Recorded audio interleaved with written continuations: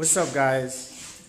We're here with Cynthia Martinez, known as Cece, and she's gonna take us on a tour of the Garifuna Museum of Los Angeles.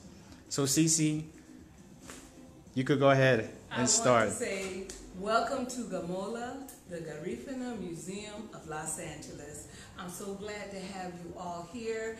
This is the only one in the United States of America. So anytime that you're in town, please come and visit us. We are on 1523 West 48th Street in Los Angeles, California. This building that we have here, it started in 2008. But it did not open officially until 2011 by our founder, Ruben Reyes. He's from Honduras. What I want to explain is that you could tell by my accent, I was also a victim of what people had went through back in the day. They said, you're in America, you speak English. Right. My father did not want us to have any problems. So he had sent us to private school, and so had he known I would get bilingual pay much later, I think his decision would have been different. Right. But for that time, for our protection of his children, that's why he did that. So there's a special reach out for those that want to learn Garifuna. You can learn it here in Gamola, Garifuna Museum of Los Angeles. I want to also express to you, there's a lot of ways that we as black people, the African, Arawak, mixed together as Garifuna, that we are separated. So if you come to Gamola, you're going to find something new. Something here is going to be attached to you when you leave. Your whole body, your soul will change. Right. Some people are separated. They might know the food. They might know the language, but they don't know some of the artifacts. They don't know some of the history of our timeline. Whatever it is, come. You're going to learn something new here in Gamola. First, I want to tell you about my mother was from Masca, Omoa, Honduras. Estefana Martinez. Her father, they call him Jewfish. And then she was raised in Guatemala, in La Buda. And as a child from, I think she was about 8 until she was grown, and then she came here to the United States in the 40s. Wow. Yes. Wow. So she's a foundational Garifuna person in Los Angeles. Yes, yes. Okay. She is. And so we'll speak a little bit more about that. Is there any question about my the introduction? No, the introduction is fine. Okay. What made you? I know you was raised Garifuna. Yes. What made you embrace the culture like you are now, and wanted to learn the language and? Yes. What made me be able to just be here in this building is astounding. They wanted me to be a bouye, okay, because I could see. This was from when I was a little girl. So I never embraced that part, but I always wanted to know more about our culture. Right. I kept having a dream for about 8 years, and every time I would wake up, a voice would tell me, you need to find that museum.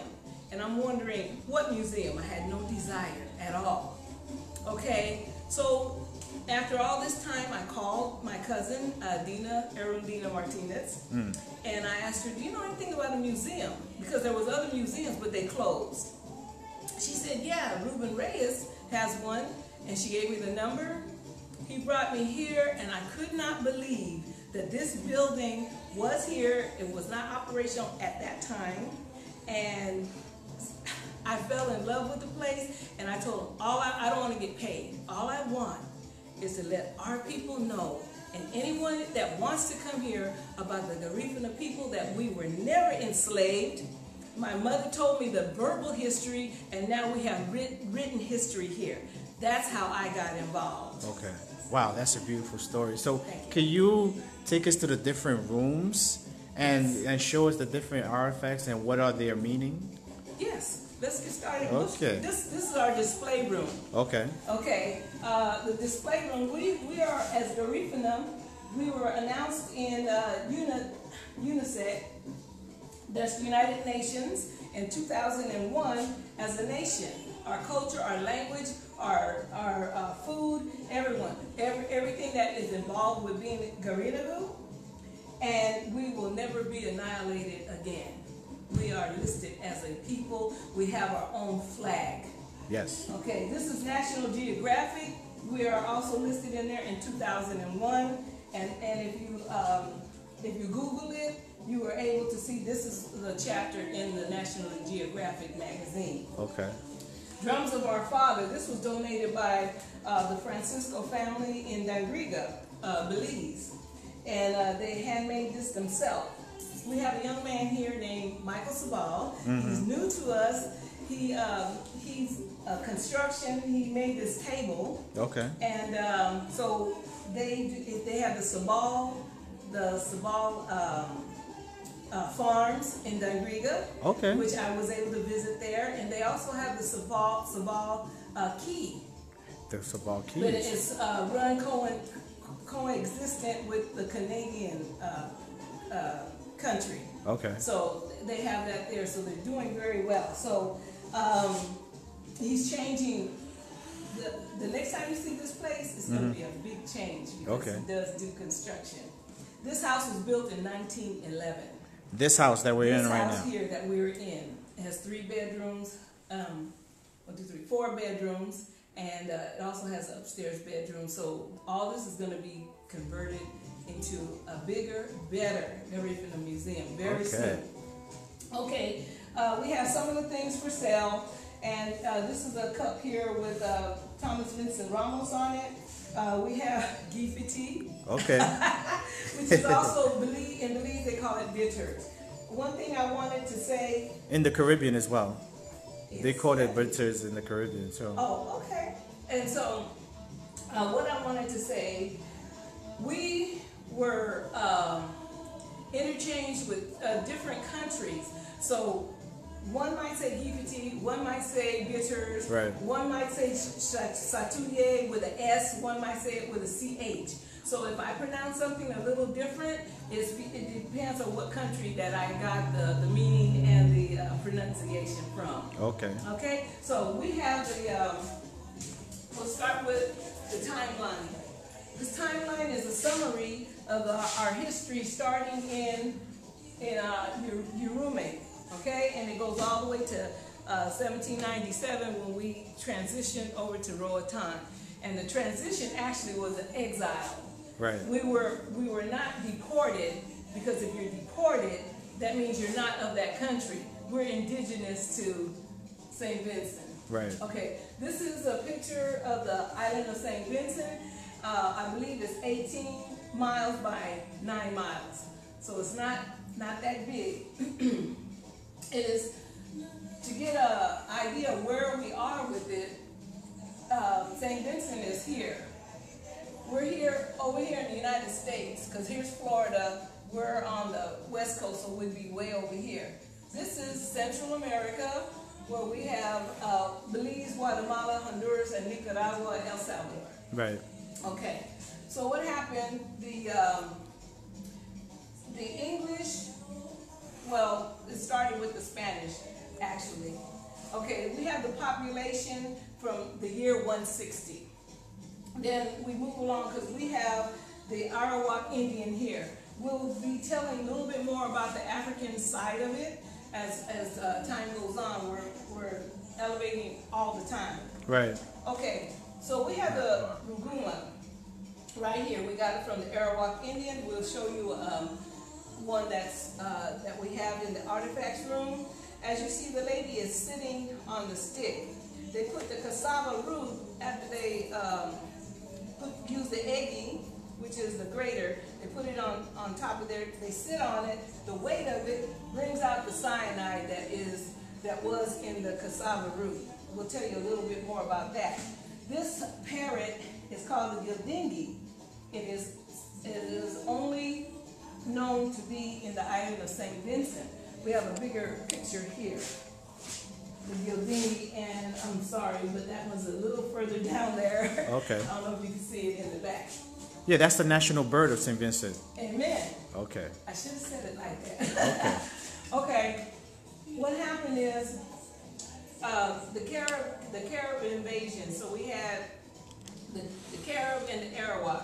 The Arawak was a producing tribe, and the Caribs would follow them because they would produce things. If things got scarce, they would go where the Arawak were, and they were always clashing. Okay, the Arawak and the Taino are the same people. They're all in the area. All these other islands were... There was a greater population of the Taino in the Greater Antilles. And the Greater Antilles, thank you. Also, these islands that were populated here were enslaved. They were enslaved. Okay. They were enslaved. Now, of course, you know, Haiti, a lot of people that escaped from, that left St. Vincent went to Haiti because they had the same idea that we had. We did not want to be enslaved. Now, my mother gave me the verbal history, and she said that we overtook the ship and we went under the water. We put into the reeds and hold the reed up into breed. Okay. And then we mixed with the Indians, and they helped us. Okay. Even now, when we have the November 19th celebration, when you go to the Catholic Mass, right, we come down with the reeds on top of our hat. The men come with it on top of their hats. Right. That's signifying that when we got under the plants that were on the water and went to the land. And the women come and they bring the food, the cassava, and they set it at the altar. See, I didn't know that part of the history. There's always something new that you're going to find out here. We're always discovering things. Yes. I just had a conversation with Dr. Bernardes and Ruben, and Ruben was saying that we are Arawak. Well, the men were Carib. We end up intermarrying with the Arawak woman. Yes. So many persons and I are like looking at this dynamic and where the African component fit in. Exactly. Like, what year did that happen? We know that the slavery in the Caribbean started in the 1300s, maybe in the 1400s, 1500s, because there's a book by Father Raymond Breton that came out in 1665 about the Carib. It's a Carib dictionary, I believe. Oh, okay. So the Europeans have been in the Caribbean since, I would say, the 1600s. This one is 1496. Okay. 1496, 1 million Arawak and Taino Indians died. In which island? Which island did they die in? It just says West Indies. I'm Okay. sorry. We'd have to ask Ruben to get a little deeper on that. Okay. The reason why they died, I looked up a little more. These are only summaries, so it Right. makes you want to go ahead and find out Right. more. It just opens up the curiosity. Yeah, exactly. So the reason why they died is because of the diseases that the Europeans brought. They had no resistance to the measles, Right. mumps, and rubella, which is measles, the same thing. Okay. So that's what happened. That's 1496. Okay, the attack of the Spaniards, 1515 to 1520. The Spaniards attacked the Carib Islands, and the Caribs fought valiantly. We were mixing with them over here in 1635. The shipwreck. Now this one is the Spanish ship. Okay. Okay, all this time, this whole timeline from the 1500s all the way to the 1797, we're dealing with the Spaniards, we're dealing with the Dutch. The Dutch was also trying to enslave us. That's the least talked about country as far as slavery that Right. I ever heard of. But the Dutch were into that. The Dutch are currently, they in the U.S. It's the name has changed to U.S. Virgin Islands now, but they had a stronghold in that area as well, Thank you. like St. Martin and St. Croix, I believe. Oh, I believe that was dominated by the Dutch back then, and they brought over enslaved Africans to cultivate the sugar right. back then as well. But I didn't know that they were in the Lesser Antilles as well, because they were Taino in those islands. Yes, exactly. He was telling me, Ruben Reyes was telling me about the Orinoco River. Right. He was telling me about that whole region. Right. Where if food got scarce, they would just move over and start cultivating somewhere else. Okay. Okay, so we have the French treaty, we got the Dutch. I'm just gonna skip over it because it's a long presentation. Yeah, our history is dynamic. So. Okay, yes. And so then we had to work with the Dutch. Okay, the French could not keep dealing with us because we were using guerrilla warfare. They didn't want to work with us anymore. They didn't want to hassle with us. So they gave us a treaty and had it as neutral territory. Right. That was the first treaty, because there was two, I believe. The second one is over there. Right. Yes. Okay. And which the British did not honor that. Right. Okay, the British are not over here yet because they're over here in the United States.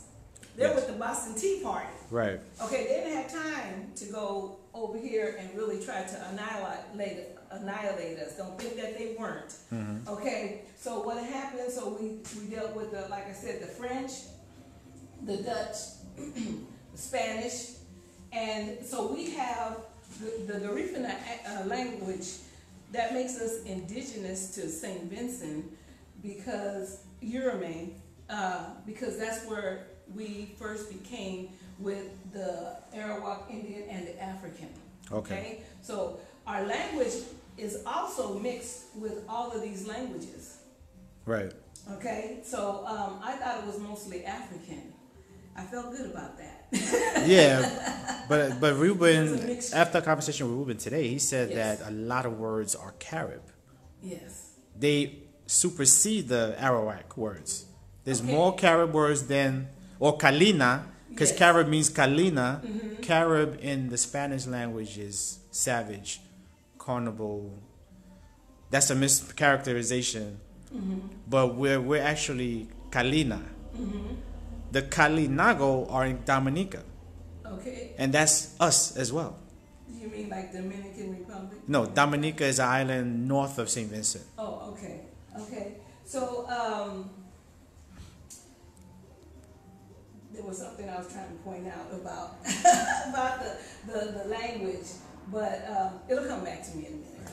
Okay, so we had all these different languages that were inside of that.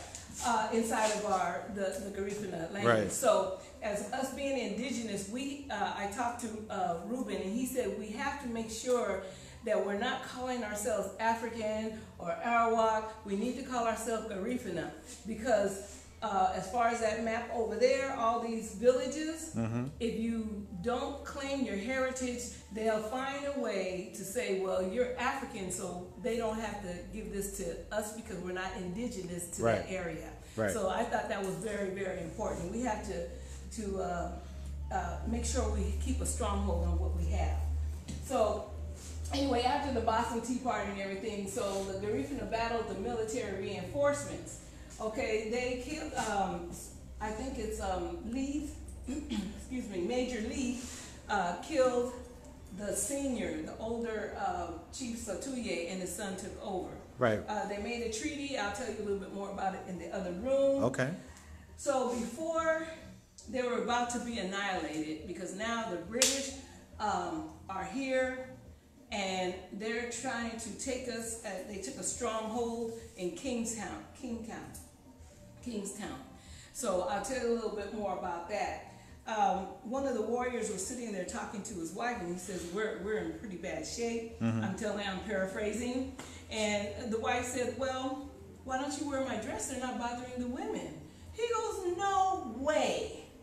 However, after they picked out the blue dress, we ended up here with them wearing the Wanaragua outfit, which depicts a woman. This gave them a chance to get closer to the British so that they can try to annihilate them. It didn't happen, but they gave them a run for their money. The crown is symbolizing to hold up all these things, that the mirror is to signify what the Europeans brought. Right. The feathers signify the Arawak. Okay, the spear is also their weapon, and the one of choice would be the machete. The cutlass. That's Right. mine of choice. Okay. Okay, now, so they have the masks to depict the enemy, the European. Okay, I talked to Anthony, I'm sorry, I can't think of his, Antonio, he was from New York, and he was telling me that one time the faces were clay. They put clay on their faces. Okay. And then I don't know when the mask evolved, but I'm of course going to dig more into that. Okay, and they wore the white gloves. So since these are men, they're wearing the women's garment. They can't communicate because they'll give up their cover with their voice. So they have The shells. the shells on their knees. We also have a set over here. Right. They're harder and harder to find at this point in time. So what they would do, they would shake their knees, and so they would know the location of all the warriors. They can communicate that way. Pretty good, huh? I didn't know that. I did not know that. I Okay. learned from our chief Wanara dancer. Okay. Okay, and which he said he gave his mantle over, and I'll tell you a little bit more about him in just a minute. You know, put it on hold for a second. Okay. Okay. He was just Flavio. Okay. All right. Ready? Yes. So we had Flavio. He's he calls himself the chief Wanara dancer. He gave his mantle over to Antonio, who was from New York. Okay. Okay? So anyway, excuse me, with that, some of these pictures that are up here, this is from a wedding in Belize in 1955. These are just depicting different things that Garifuna do. It doesn't go with the timeline at this time. And even now in Moscow, where my mother is from, they'll call on the conch shell and make a noise, and they'll come in, and everybody comes to buy the fish, and they'll help them get the boat in first. Okay. We are fishermen and we are farmers. This one is in Belize, and he has the Hana and Odua, and he's got his boiled plantain in there to mix so that they'll be able to eat it with fish right here. Yes. That's one I of just our have staples. I just had hudutu earlier. Exactly. And our other staple is coconut. Okay. I have a whole thing on coconut. We're going to the artifacts room. Yes. You ready? I am ready. Okay, first of all, Ruben Reyes and Ali, they produced this movie called The Garifuna in Peril. Okay. This is Mr. Mejia, Elijah Mejia. He was depicting Chief Satuye. Okay. In the other room, Satuye is with an S-A, and you see it's with a C-H here. Right, that's the English version. Exactly. And so, excuse me, the movie was in 2012, I believe, and he was Ruben's son in the movie. Okay. Okay, so you see the corncob pipe. Right. When I usually go to Moscow back in the 60s, I would bring my auntie Felicita a pipe because they like smoking pipe. Right. My great mother smoked pipe as well. Like See? when she was holding me, I have a burnt mark on my upper thigh. Wow. Yeah. So I know the pipe is. Yeah. I think she was a bouye as well. Exactly. So my cousin Ermelinda is a bouye at the present time. Ermelinda Suazo. Okay. Okay, so anyway, so the way the movie went, Ruben was his father, and they're here in the United States, and he's telling his son that he has to grasp onto the Garifuna language, and he's saying, well, why? You know, and so his father is explaining to him, so he had to go in this play to make sure that he would get into the culture more, and he started to learn Garifuna, right? So at the same time, Ruben's calling his brother, who is in Honduras, and he's in a resort, and he's supposed to be maintaining get the school built in the Garifuna area. So Ruben calls his brother after he gets this place set up here in the United States, and he tells his brother he's getting ready to come, and he goes, "Why are you coming right now?" Because he sold the land property. Right. And so Ruben says that, but he wouldn't tell that. Okay, so if you want to know how the movie went out, you'll have to buy it. Garifuna in Peril. Yes. We have it here in Gamola. Okay. Okay, this is the island of St. Vincent. This is Kingstown, where the British had a stronghold. What they were doing, they had all this productive land, and they were pushing us up more toward the volcano. Right. This is all productive, where they can do the sugarcane, banana, coconut, all that. Okay, the French didn't like us, but they really hated the British. Right. So they were supplying us with supplies of armor and arms and food. Okay, so the British, now that they can come over there and concentrate on this island to get these savages. Yeah, that's the language. That's their language. Okay, so they got rid of the French. Once they got rid of the French, now they're just dealing with us. Okay, so what happened, rather than to be succumbed to torture and to be a slave, some of the people jumped off of this Oweya Baye, which is translated to die here. Okay, Oweha is Oweya. Oweya. I visited Oweya when I was in St. Vincent in 2017. So and I went to that. They call it Carib's Leap, something like that. Oh. There's a Carib's Leap in Grenada as well. Really? Yes. Where they committed suicide rather than to be. How did you feel? Did you feel it in the spirit? I felt something when I was down there. When I was there, I felt something. I mean, I had a moment when I was in Oweya. There's a group that's going from Belize. Yes. Belizeans that are here. Right. That are getting ready to go, I think, next year or the end of this year. I think is this July, if I'm not mistaken. Oh, okay. I wasn't able to go, so.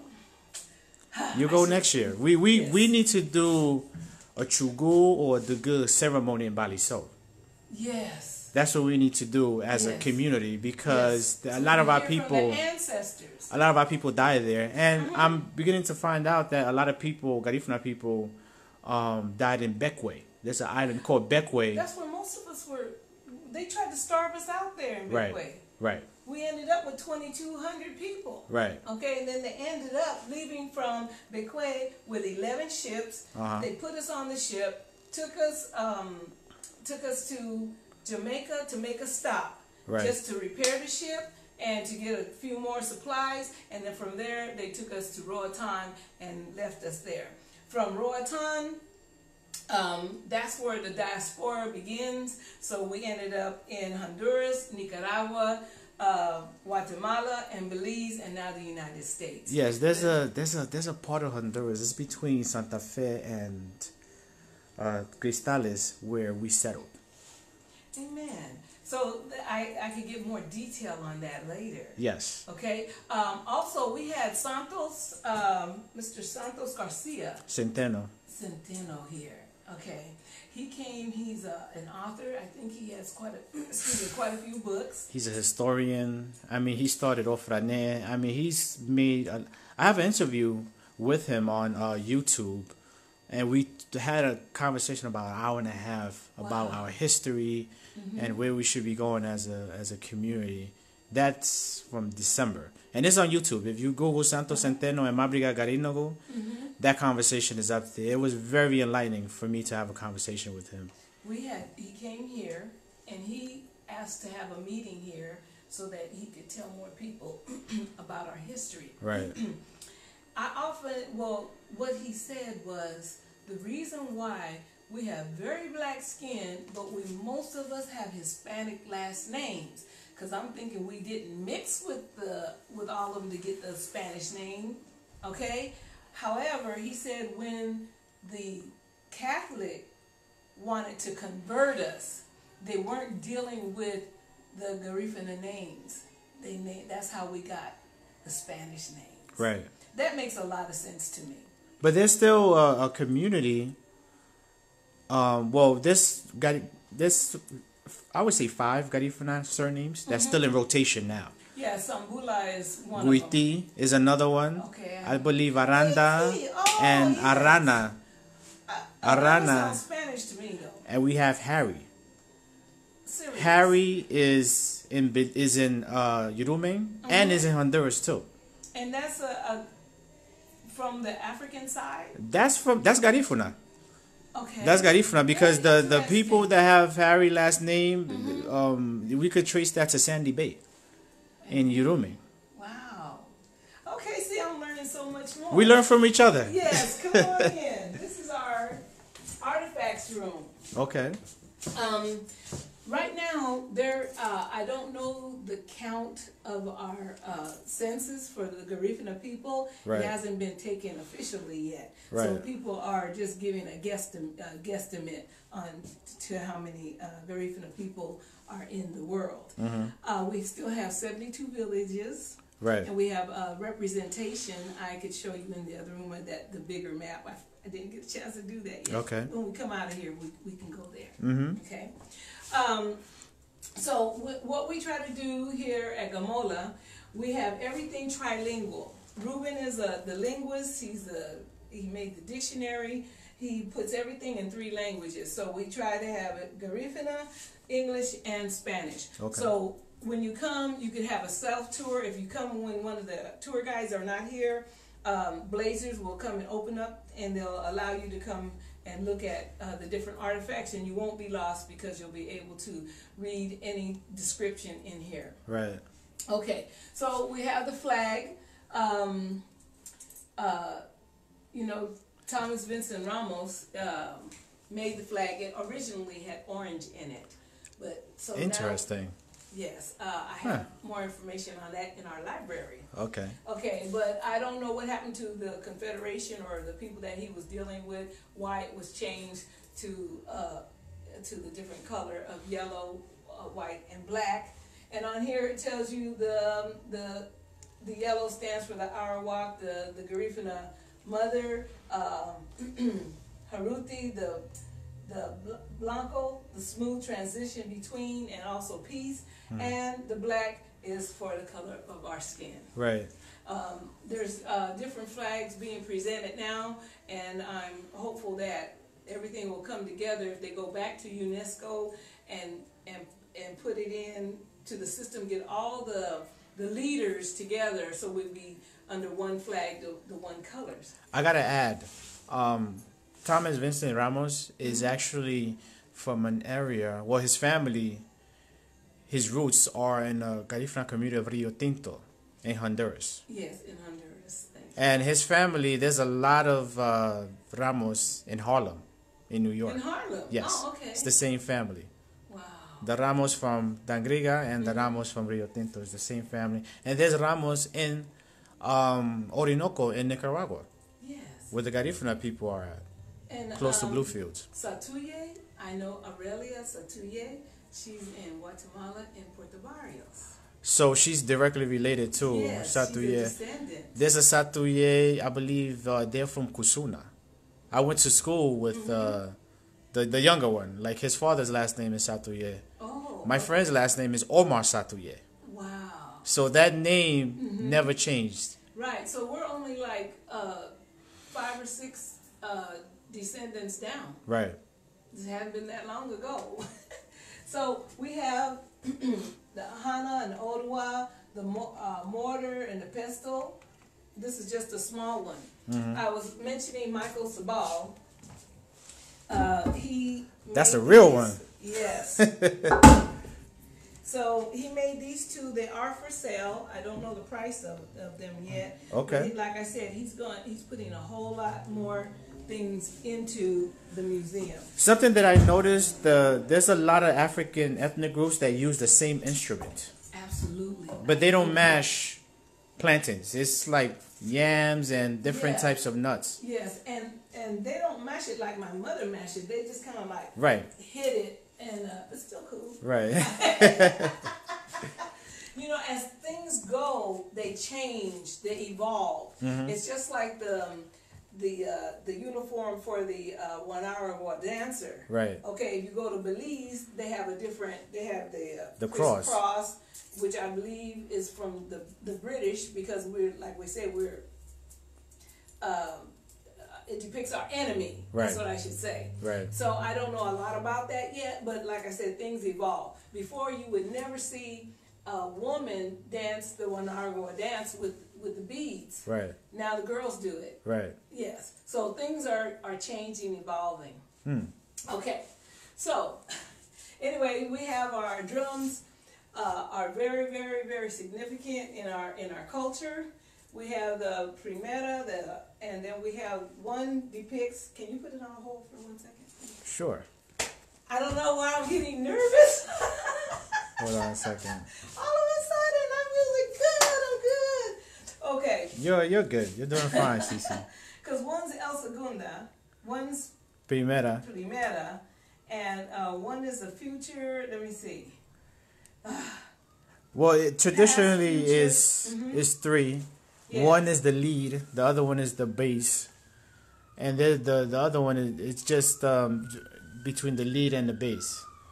Okay, but the thing was supposed to be one is represents the future generations. That's the lead. Okay.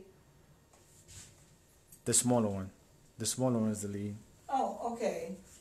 Okay, the future generations and past generations, and this is us here. Right. Okay, that's what it just left me. Okay, I'm ready. Okay. If you go to Belize and go down Hummingbird Road, you'll end up in Dangriga, Belize. Okay.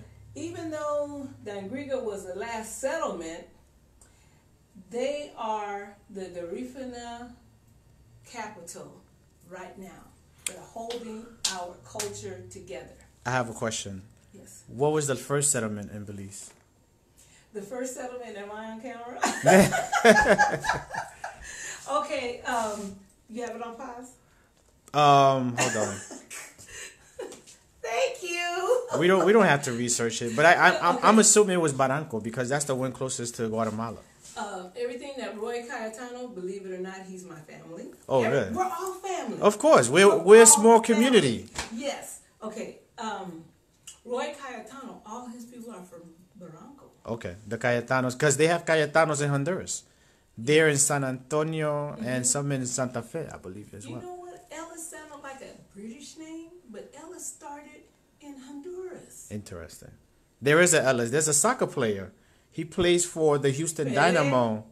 He's an Ellis. He's from San Juan in Honduras. Okay. And he's Garifuna. Okay, and you know the Pele in Dangriga. I don't know who that is. He was a big DJ. He goes to New York, here, and everywhere. He's about 60-something about now.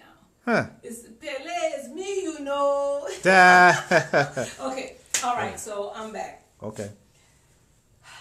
We have, like I was saying, we have the drums. If you go down the Hummingbird Road, you end up in Dangriga. And like I had just said a moment ago, that Belize, even though it was one of the last settlements, it's our strength right now. They are our cultural capital. Right. Right now, Maburiga, Belize. It used to be Stan Creek Town. Okay. When I first started going there back in the 60s, 1966. I drove there, I rode there with Janice Palacio. Have you taken the Herum? The boat? Yes! Okay. We took the Heron from Belize to Labuga. I have to ask that because I follow the music. The Heron H. I follow the music, and Mohobo Flores made a song about Heron. Heron, no, Nebuga Nubio. And that's how I know Belize. Oh. I've never been to Belize. I listen to the music, and I get the culture from the music. Like a lot of the artists, Yes. my grandmother has records from Belizean artists like Justo, Isabel Flores. Yes. And there's another artist. Flores. There's another. Isabel and Justo are the same person. I didn't know that. I believe they are. Okay, I didn't see it on it. He read 8 of his books, but we could just take Okay. a look. Okay, that's something that we have to confirm because Yes. those two names come up a lot during conversations about culture Okay. at Dangriga. Okay. So I'm assuming they're the same person or they're family members gonna that's check it related out. to each other. But His son comes here, Ben Flores. Ben Flores is Justo Flores' son. Son, yes. Interested. He's my friend on Facebook. Really? Yes. Well, he was here the other day. He And comes here all Bill, the time. Bill Flores, Okay, I don't know if he's kin to them. I don't Okay. know what their relationship. that's another big family because they got Flores in Punta Gorda and Roatán and in Santa Fe, Honduras. It's a big family. Exactly. Okay, so when you go into the town circle, you're going to see this big display. Actually, this is the mortar upside down. Okay. So the shape changed a little, but like we say, when we start learning more and more about it, they'll get the shape so that you'll know it's upside down. And so we have the, we have the past, the present, and the future. That's what the drums represent because we commune with our ancestors. Right. Like I said, the dream that I kept having, I believe that I was guided to come here. Amen. So anyway, so the drums, the maraca is the sisida. Trying to see. Oh, there it's over here. Okay. It's hidden. Okay, sisida, shakers, and the maracas. Is that Calabas? This is cassava and eba. Right, but behind it, Right here, what is yes, that? it is. I'm going to show it to you. Okay. Okay. This is rida. Right. We used to drink water out of that. Exactly. It's from the calabash tree. Right. Depending on what you want to use it for, it depends on how big you let it get. Okay. Okay. Now, the inside is, some people may eat it, but it would probably be somebody that's from old school. Right. But they used to just tap it, let the ants go in and eat it out, and then they would saw it open. Okay. Okay? So when I went in 1966 to see my grandmother in Guatemala, it's called Livingston, Guatemala. Right. which La is Buga. Yes. So we were by a well, and she dipped it in, and she says, "Here, my grandchild." And we drank out of it. It was the coolest water. And then she set it, back on the fence. So anyway, it depends on what you want to use it for. If you let it get a little bit bigger, of course we have the areba, Right. let's say we were farmers. So if we had to go to farm, we have to leave early in the morning. Reuben made this clock. You see right here it says by Reuben Reyes. Right. And it went with our working time. Right. A lot of the colonials that came, they thought we were a lazy people, but we had gotten up so early in the morning, get our work done before the heat of the sun would come down and come back. And so we would get up early, go to farm, and you can see how light this is. And that cork is from a different tree, the Medusi. I seen there's an instrument. That one that goes like No, that with yeah, the beads on but the outside. no, it's an African instrument. It has like shells around it. Yeah. And shells it'll make on a the outside noise. Yes. So that's from the same family. I don't know because that's African. You know what But I'm we saying? are 'Cause African. You can No, what I'm saying is their instrument Uh-huh. might be from a different plant Right. that was in Africa. It looks very similar. Yes. So I what is have one that? at my house. What is that called in Garifuna? This is from the calabash tree, rida. Rida. And they also call it weeda. Weeda. It depends on what country that you're in. Weeda Okay. with a W, I-R, or it's a R-I-D-A. Okay. Okay, calabash is English and wakal in Espanol. Okay. Okay, so you let it get bigger. So all the farmer had to worry about was the weight of the liquid that they put inside. So what we seeing inside the glass is like different variations of the rida. So you might want a little libation. So you don't need as much volume. So this would be more for the liquor. So also the maracas, that's what we had first started Right. singing. Where you can use them from, it depends on what shape that and what size that what we're going to use it for. We use them a lot in our spirituality. Absolutely. To call the ancestors. Exactly, exactly. We're going to have another display that brings that out more. I just got here. Okay. But that's going to come out more because we have the Catholic priest on the wall and everything. Mm-hmm. But that's not Garifuna. That was something that was interjected into our culture. Because every time we start some type of celebration, we start it in the Catholic Church. Right. Okay. So, anyway, let me show you about the cassava bread. We start with the cassava root, which people call it yuca. Right. Okay. They use this. There is a certain amount of cyanide in these. Mm-hmm. This is what I was telling you about in the display room. That they get this. They get the eggy, which is the grater. These are little pebbles right here that they intricately put them in, and then they are able to grind it. That's Garifuna technology. Absolutely, absolutely. So we have everything as written here. If you want to come and go in more detail on each and everything, then we have it where it's more self-explanatory. Okay, so anyway, they go ahead up here. I'll show you. She's grating it on the eggy. Right. Okay, they put it in the pan. They put it under the heat, and then they use the besewa. They can use the large one, or they can use the smaller one right here. Okay, that's called besewa. Yes. Besewa.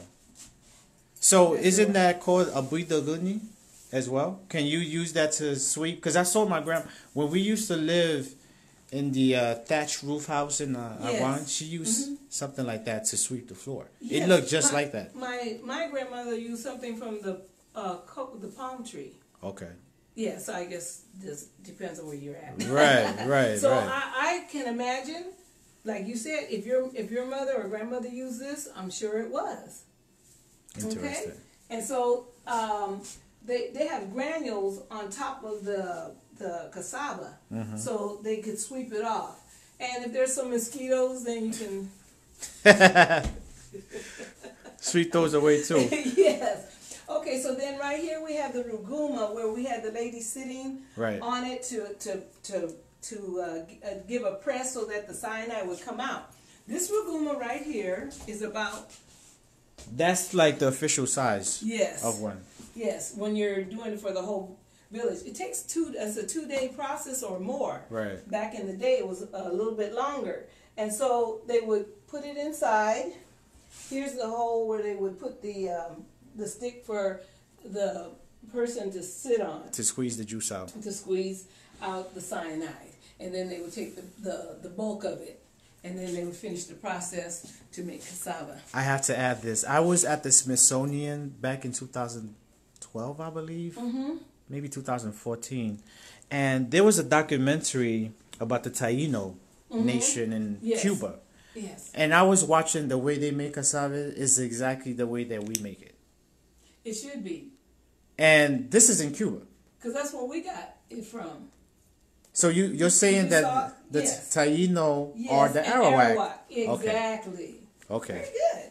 Okay, so we have the cassava bread. This one is made in Honduras. Right. The other one that I was telling you about, the Sabal farms, is in Dangriga, which is in Belize. Okay. Okay. So they make cassava there at the Sabal farms as well. Michael just started here recently, but he said, well, you're going to Belize, can you stop by the farms and I'll have somebody come and pick you up? Okay. So I went to the farm and they showed me the cassava bread. The cassava plant. They were only about this high. Right. And they cut them, and she took me out there and she pulled it up and she could get the roots out.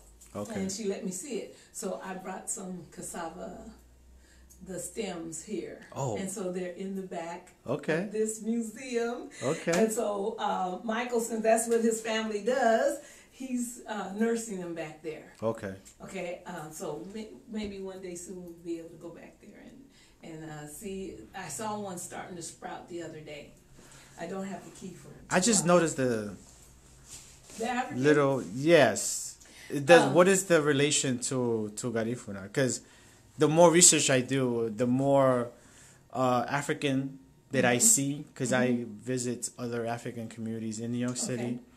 And that hat that he has on, is that Islamic by nature, or that's what I was gonna say. We have him up there. We don't have what tribe or anything that he's from, but we have it up there because we are mixed with him. Of course, we don't have any elephants. right? So that was put. That's a different continent. Yeah. So what he is showing is just a representation that we have our African ancestor connection. Okay. Okay. So anyway, we have Dr. Lacayo. Okay. He's from Triunfo de la Cruz, Honduras. And he sent us some artifacts. And I think, can you pause it because I have to sneeze? You're fine. Bless you. Excuse me. Okay. Are you okay? Yes. So he gave us some of these artifacts from Nice. Triunfo de la Cruz. These are pre-colonial. Okay? And we are trying to find out the exact dates. We've had people come from the museum. We're waiting for them to give us approximate date of how old these artifacts are. Okay. There's a lot of studies being done. Just about 3 weeks ago, there was a German institution that was in Guadalupe, Colón, Honduras.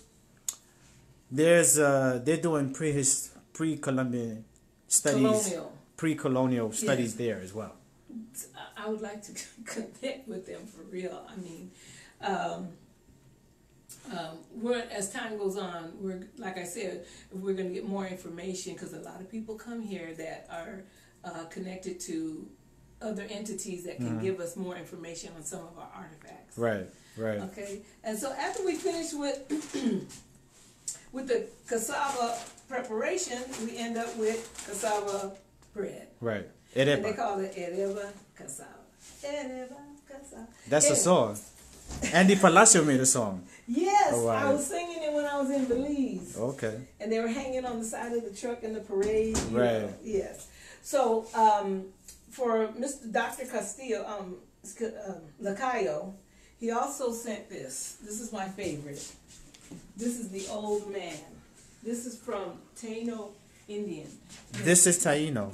Yes. And what is it called? We don't have the name. I believe. Did he get this? Where did he get this from? He got it from his yard or in Honduras. And it's in sections. It's broken. His feet came and rested on his head. You can see it right there. Okay. So you say he got this from Honduras. Yes. But this is Taino. That's right. They were all there also. The Taino were in Honduras. Yes. And Dr. Lacayo is in Honduras too. Yes. He doesn't. He passed away. His daughter is still alive. Jesus. Yes. Okay.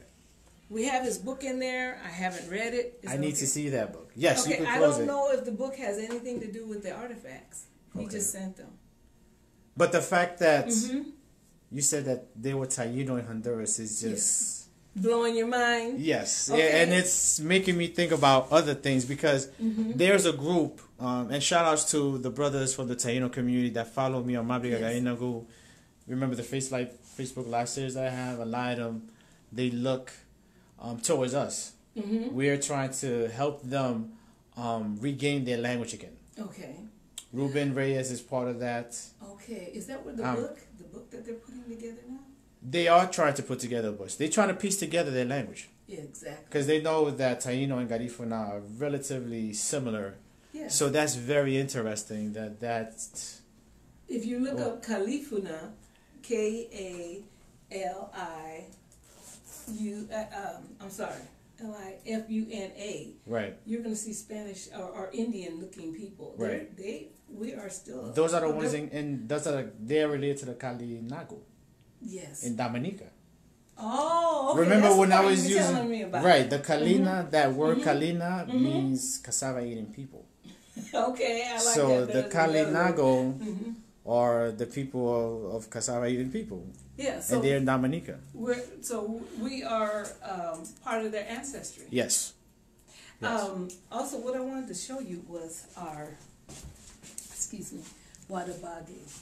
This one is called like I think it's called the King or Emperor shell. The one that we use mostly, to call and to give out warning or anything is this one. They tap a hole in it and blow on it, and that way they can come to meetings. It could be for spiritual rituals. Mm-hmm. That's what we have these for. This one is obviously decorative. Right. We have the tortuga shell, the tortoise shell. Right. This one is the only, because we usually use our hands to do drums. Right. This is the only one that I've seen them use like a type of stick. Right. Okay. And over here, we have the corncob pipe. We're going to get more of a description on that. The gararu. Am I pronouncing it right? They take this, they get the cassava, it's on the flat thing, it's hot. So they can turn it over with this. Okay. This is a picture of it. It looks more like a piece of bread on the picture, but this is actually what it's depicting. This is tamarindo. Since we have a big influx of Hispanic here in California, you see this in most of our little... Get out. That sounds Arawak. Okay. Because our language has a mix of Arawak and Carib in it, Yes, or Kalina. I'm starting to like see the difference in the words. Mm-hmm. Tamarindo, you'll see that in a lot of the cafes that you go to here. It's a very sweet, nice drink. Okay. Garubali, the copal. See, this is shaped like a stomach to me. That helps me to remember that this was used as rituals and for medicine. Interesting. Yes. You could open it up. When you open it up, you could take the inside of it and it makes into little rocks, and you use it as incense. Have you seen those? Dennis Palacio had some in a little matchbox, and he pulled it open. Okay. And then you put them on a little table, and then you, they're little white rocks, and they smell very good. This one here, let me see, Carol. Yes. And that has like the small black, and they're sweet. Right I think here. I tried it. I tried that in Honduras. And it's a syrup. And it's good for the children. It's good to enrich their blood. Okay. So we don't mind if the children take this from the tree and enjoy the sweetness of it. So is that traditionally something that we've used in Yurumin, or was it in Central America that we added to the culture? I'm not sure where it began. Okay. I would have to check with Ruben on the originality, where it would have been originated from. Okay. I've seen something here very similar, but they smelled funny. Right. You know what I'm saying? I don't think it's the same fruit. Right. That's why I didn't want to say about the calabash fruit. Right. You know what I'm saying? Because it could look alike, but it could be a totally different thing. Yeah, these I haven't seen these ever in Garifuna society in Honduras. I mean, okay. The latest thing. I don't think you're old enough. You're probably right. Yeah. I was surprised to see the Gadauri, which is the Garifuna. You put provisions in it. It's like a knapsack. Like a knapsack. Okay. And there's a picture of Satuye and his wives, and yes, we'll see. Gadauri is what one of the wives have, and she has like fruits and vegetables carrying it. Oh, I seen that in Honduras back in '97. Okay, I'm gonna have to write that down. I need my little tablet so I'll remember to do all these things. Okay. Okay, so the caro and about the knapsack. Okay. All right, so we're gonna go into the next room. Okay. And This house is allowed for us to open it free of charge. We're not charged by Benny. It's not Crawford. But anyway, Mr. Benny. Right. He allows us to use this. And it's been here for years. The Garifuna people weren't using it, but he did not touch anything. The only thing new that came is since I had some volunteers come and help to get the living room set. Okay. We're going to look at this map. I like the colors. It's still the Garifuna colors with the white and the yellow. Yes, my granddaughter, she told me, Mom, you gotta meet my granddaughter. Okay. She's 24. And she is on fire. She said, we gotta get that African here because that's where we came from. Okay, without these two mixing, we would not have been the Garifuna people. Right. So we're gonna do more on that. Okay, so this is our latest donation by Ruben Reyes. He made the flag where it has where we came from. Well, your roommate would be way over here. Right. But anyway, it shows all of the villages, Garifuna villages. Here's Ruben here. He's from Triunfo de la Cruz. And you said you're from Santa Rosa de Aguan. It's right. Cristales is some of your people. Yes, Santa Rosa de Aguan. Yes, Juana Blanco, my great grandmother came from Cristales. So did Longino Ariola. Oh, wow. They migrated to Okay, so we also have here, and we also have Nicaragua. We're trying, now that I'm here on the media, if anyone has any connection to Nicaragua, Garifuna people, please contact us. We want to put some of the artifacts here. We want a little bit more on how things have affected you there in Nicaragua. Right, we could make that happen. I have some persons in my network that are from Nicaragua. Oh, I love it. I love it. I love it. Okay, and then so we have Ruben did an outstanding job on this. He has all of our culture here, and the kids playing the coconut cut. We got the Renarawa dancer there. We got just our fishing, our pan de coco. It's just awesome. And Ereba, cassava over there. And then this is Guatemala here, this little section. Right. Here. There's a big uprising now between right here. This is Belize, right? Yeah, they had some referendum, right? In regards to the border. Yeah, I went in March, and they said some of the Guatemalan came over and killed a couple of the guards that were there from Belize. Right. Okay, when I went to Belize, they shut all the stores down, the banks down, everything so that they could go vote for this referendum. Right. Okay, I left there and went to go see my folks in Livingston. I asked them, what is really going on? They said, about what?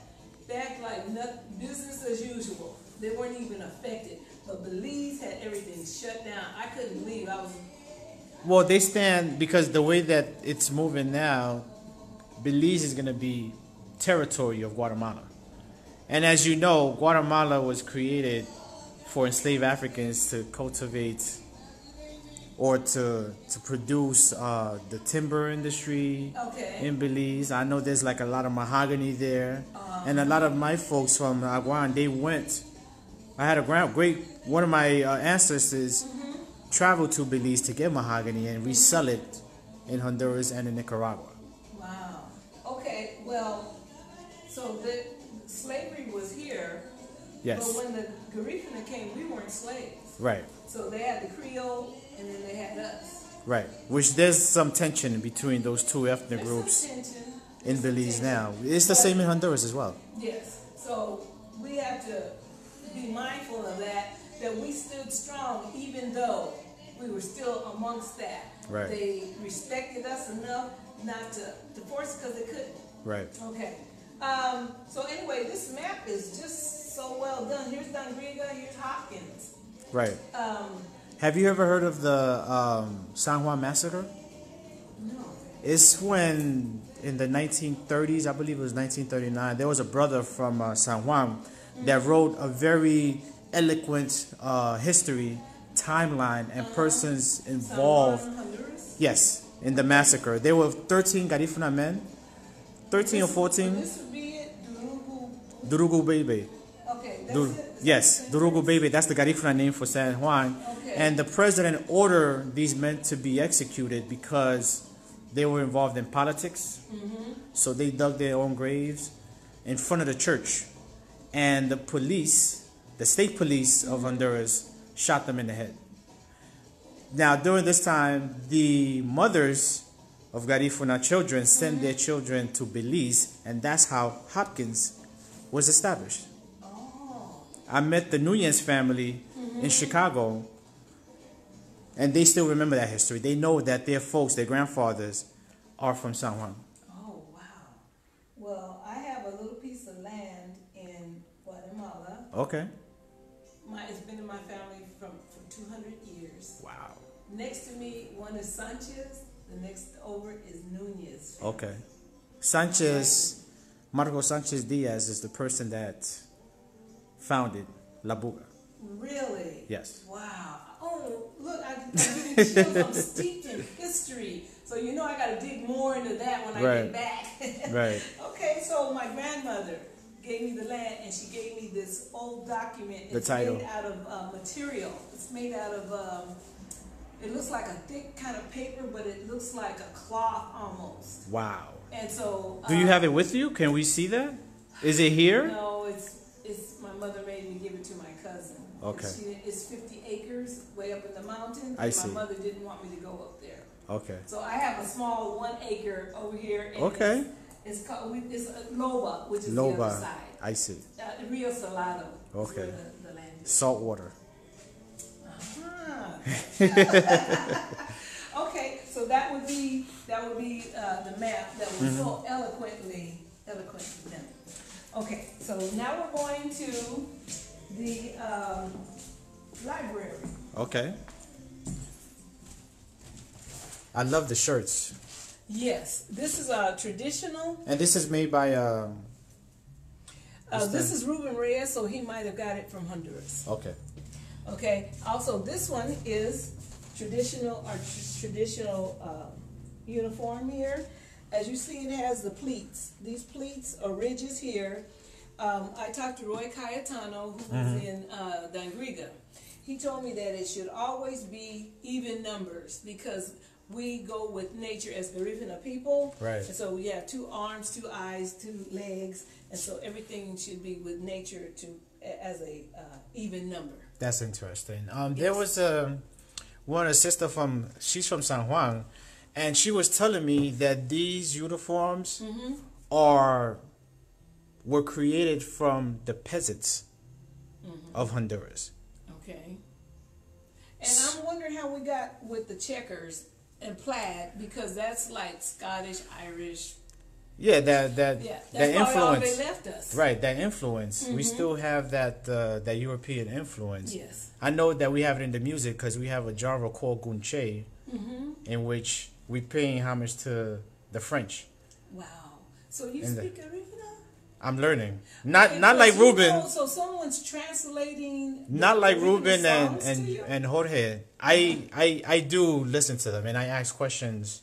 Very good. But I don't consider myself fluent. Oh. Not to their level, not to them, because these guys, they're really fluent, and there was a lot of words during our conversation today that I didn't even understand. Okay. And I was like, "What does that mean, brother?" Yes, You know. Yes. You sound like me, a mirror to me. This is the map that you're gonna ask Ruben to. Right, I gotta take one of these. He probably has one. Okay.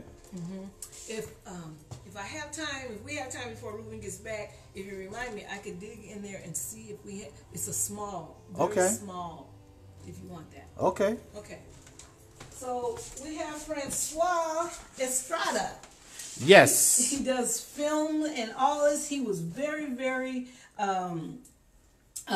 He has a show as well with Bill called Garifuna Vision.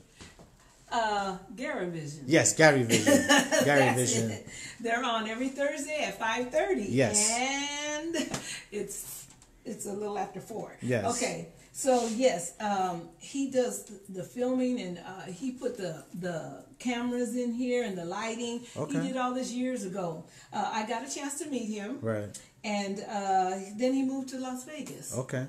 So he was going to help me do a few things, but I hope he gets back with me and we still do some more changes in here. Well, that's what it's all about. Aura Bonia Nuni means I for you, you for me, and that's something that I try to practice and preach because that's what I was brought under. Yes. I learned that from my mother and my grandmother. That's beautiful. And that's what we have to do. We have to support each other. Shouts out to Francois for helping you because it's supposed to be like that. We have to help each other. Yeah, because some of these things are dated, and he's going to renew them and bring some things up to date for us. Okay. Yes, and he also took the drums of my Garifuna ancestors, Beats in My Soul. He also took this.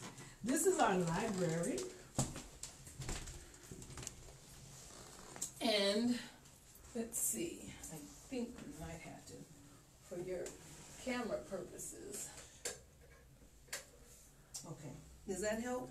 Yes, it does. Okay, so this is most of our music here. Right. Bootsy is our latest, this is him. He's my friend on Facebook too. Bootsy Rankin? Yes. He just, since Michael Sabal came, he came to back him up and to see what do we need here. So he offered to be our tour guide. Okay. So he's learning all these ins and outs. He's faithful. Right. He's faithful. And so I play his music sometimes when we come.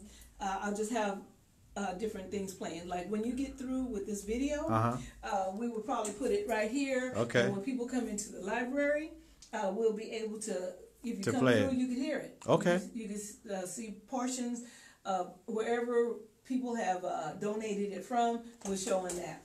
Okay, one of them that I was showing was Wanaragua New Year's. I've been showing that. They dance punta. Right. Punta is one of our dances. We have, let me tell you what this library is for. What we really want to do is to make it, this is the most Garifuna, either by Garifuna, for Garifuna, or it has to be someone or in Garifuna here. So we have the biggest library. Okay. So what we would like to do is to make it so if you're like what we're talking about, we want to learn a little bit more about the Garifuna culture. It depends on you want to learn the language. We have someone that wrote it in for the children, and then you can go. We have the Bible in Garifuna. We have Don Justo Flores. He has 1, 2, 3, 4, 5, 6, 7 books here. And so one thing we were going to say. His grandson is my friend. His grandson is my friend on Facebook, Joseph. Joseph, I'm looking at your grandfather's books. I'm trying to find one that's not rap because I want to see the name because you said Isabel, right? Right. Okay, maybe it's in Tumbale.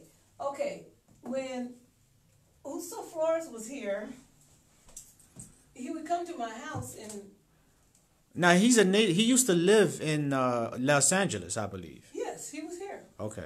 And like I said, I was born and raised not in L.A., but I was in Wilmington. Right. And him and Aunt Kaya, Aunt Chris, Uncle Steve, all of them used to come to our house. Okay. Okay. I'm trying to find the name. Did you want to pause it while I look real quick? No, you're fine. You're fine. That's okay. We want to find out about the Isabel.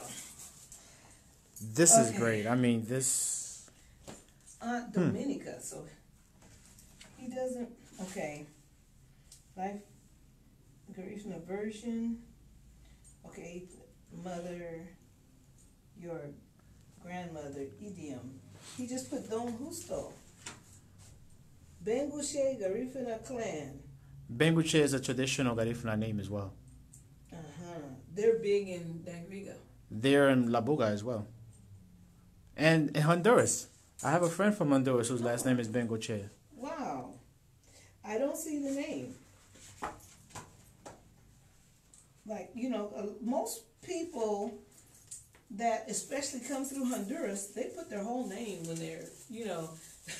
Yeah, that's what I was saying. I believe. Their mother and their father Right, and, right. you know. I believe Justo and Isabel are two different people. It can't be the same person. But I see those names so much as I do my research. Okay, I don't remember Isabel. See, if Ruben was here, he could be able to give us that information. It's all in his head. Okay. Tumbale. When I was about 17, I bought the book from, I have it at my home. I bought it from Don Justo Flores. Now that's talking about the instrument, Yes. I'm assuming. It says La Canga. La canga. Is it related to like conga? Tumbale.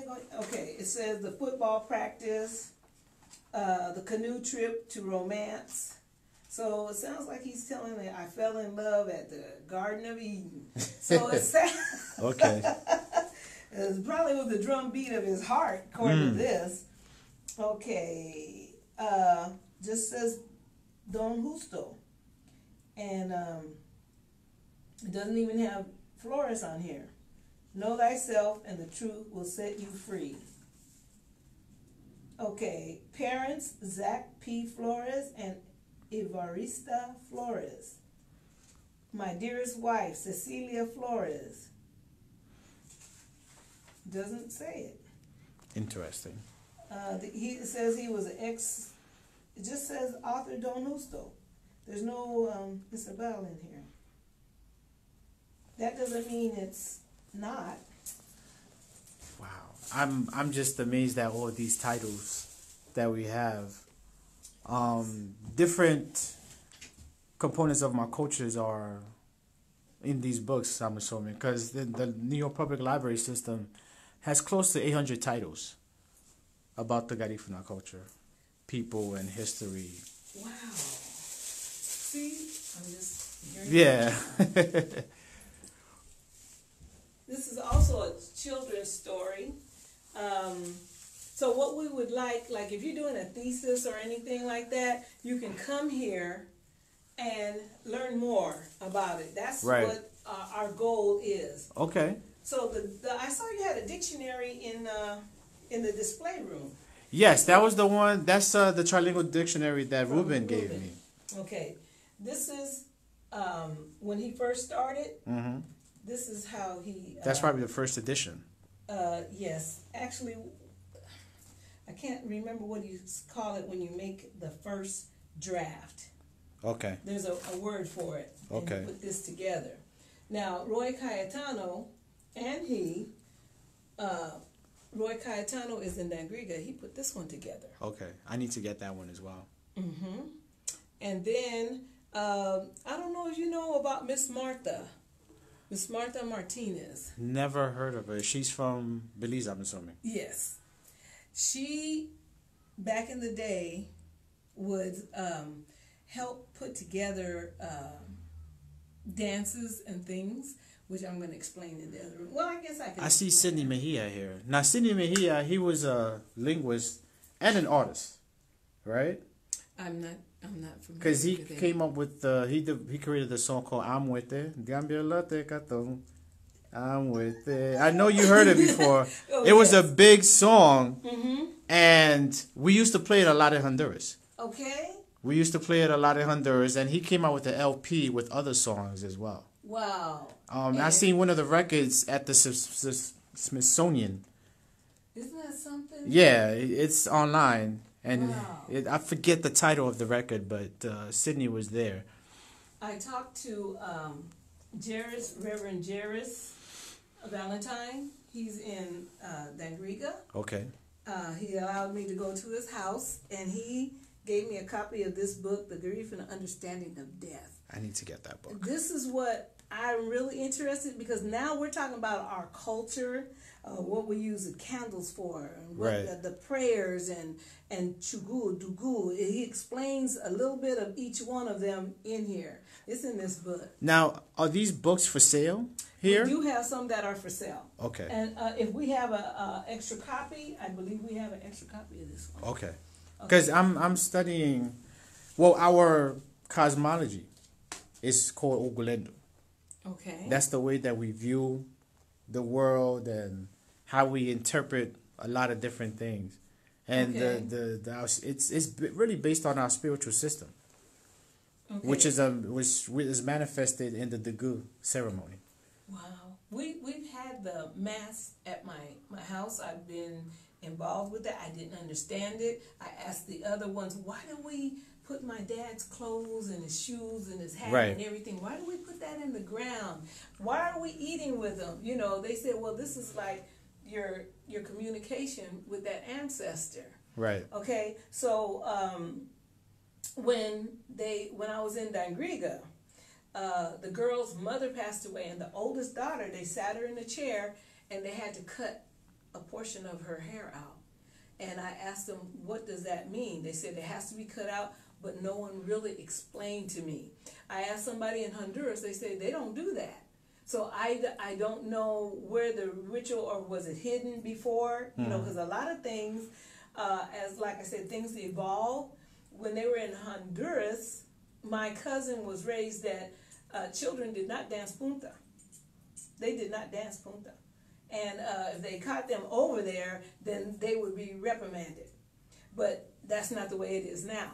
Right. Traditionally, yes, children can't dance. I mean, in Honduras, I seen in Aguan, I seen children dance with other children, but they can't dance with an adult. A child cannot dance punta with an adult, especially when we have a beluria, when we have the when we're celebrating the person's life.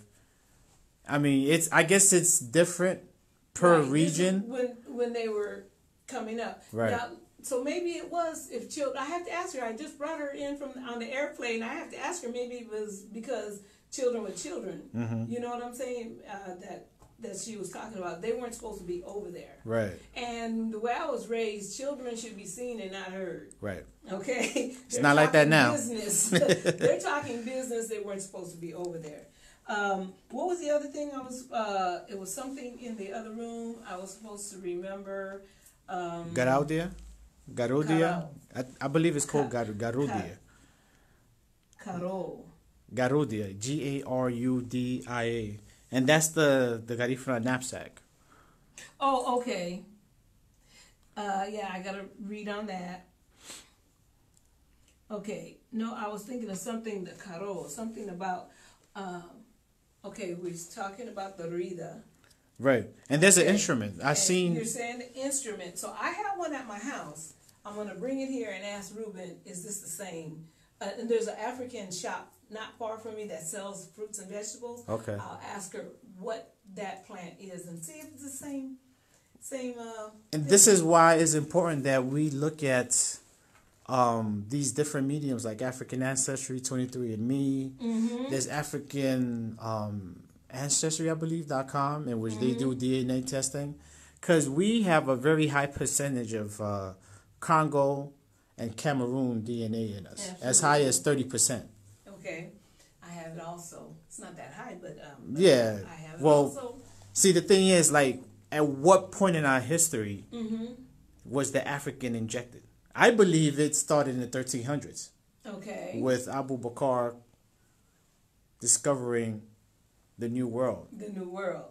And because we were around way before colonial. Right, Okay. right. We were... So where were we at? Since 6 BC. In Mexico right now, they have old ancient statues with black faces, everything, all our features. Some people don't believe that, though. They don't want to believe that Right. those are Mexicans. Africans. Yeah. Ivan Van Sertima wrote a lot about that in his book, They Came Before Columbus. Okay. And he got a lot of his research from Leo Weiner, who is a Jewish scholar from Harvard. Okay. And he wrote a book talking about the African presence in the Americas. Okay. But a lot of people don't believe that. I went to the film festival last year, and it showed all about the African in Mexico. Okay. I saw it at the film festival last year with Frida. Okay. Yeah, I'm going to be there tonight. Okay.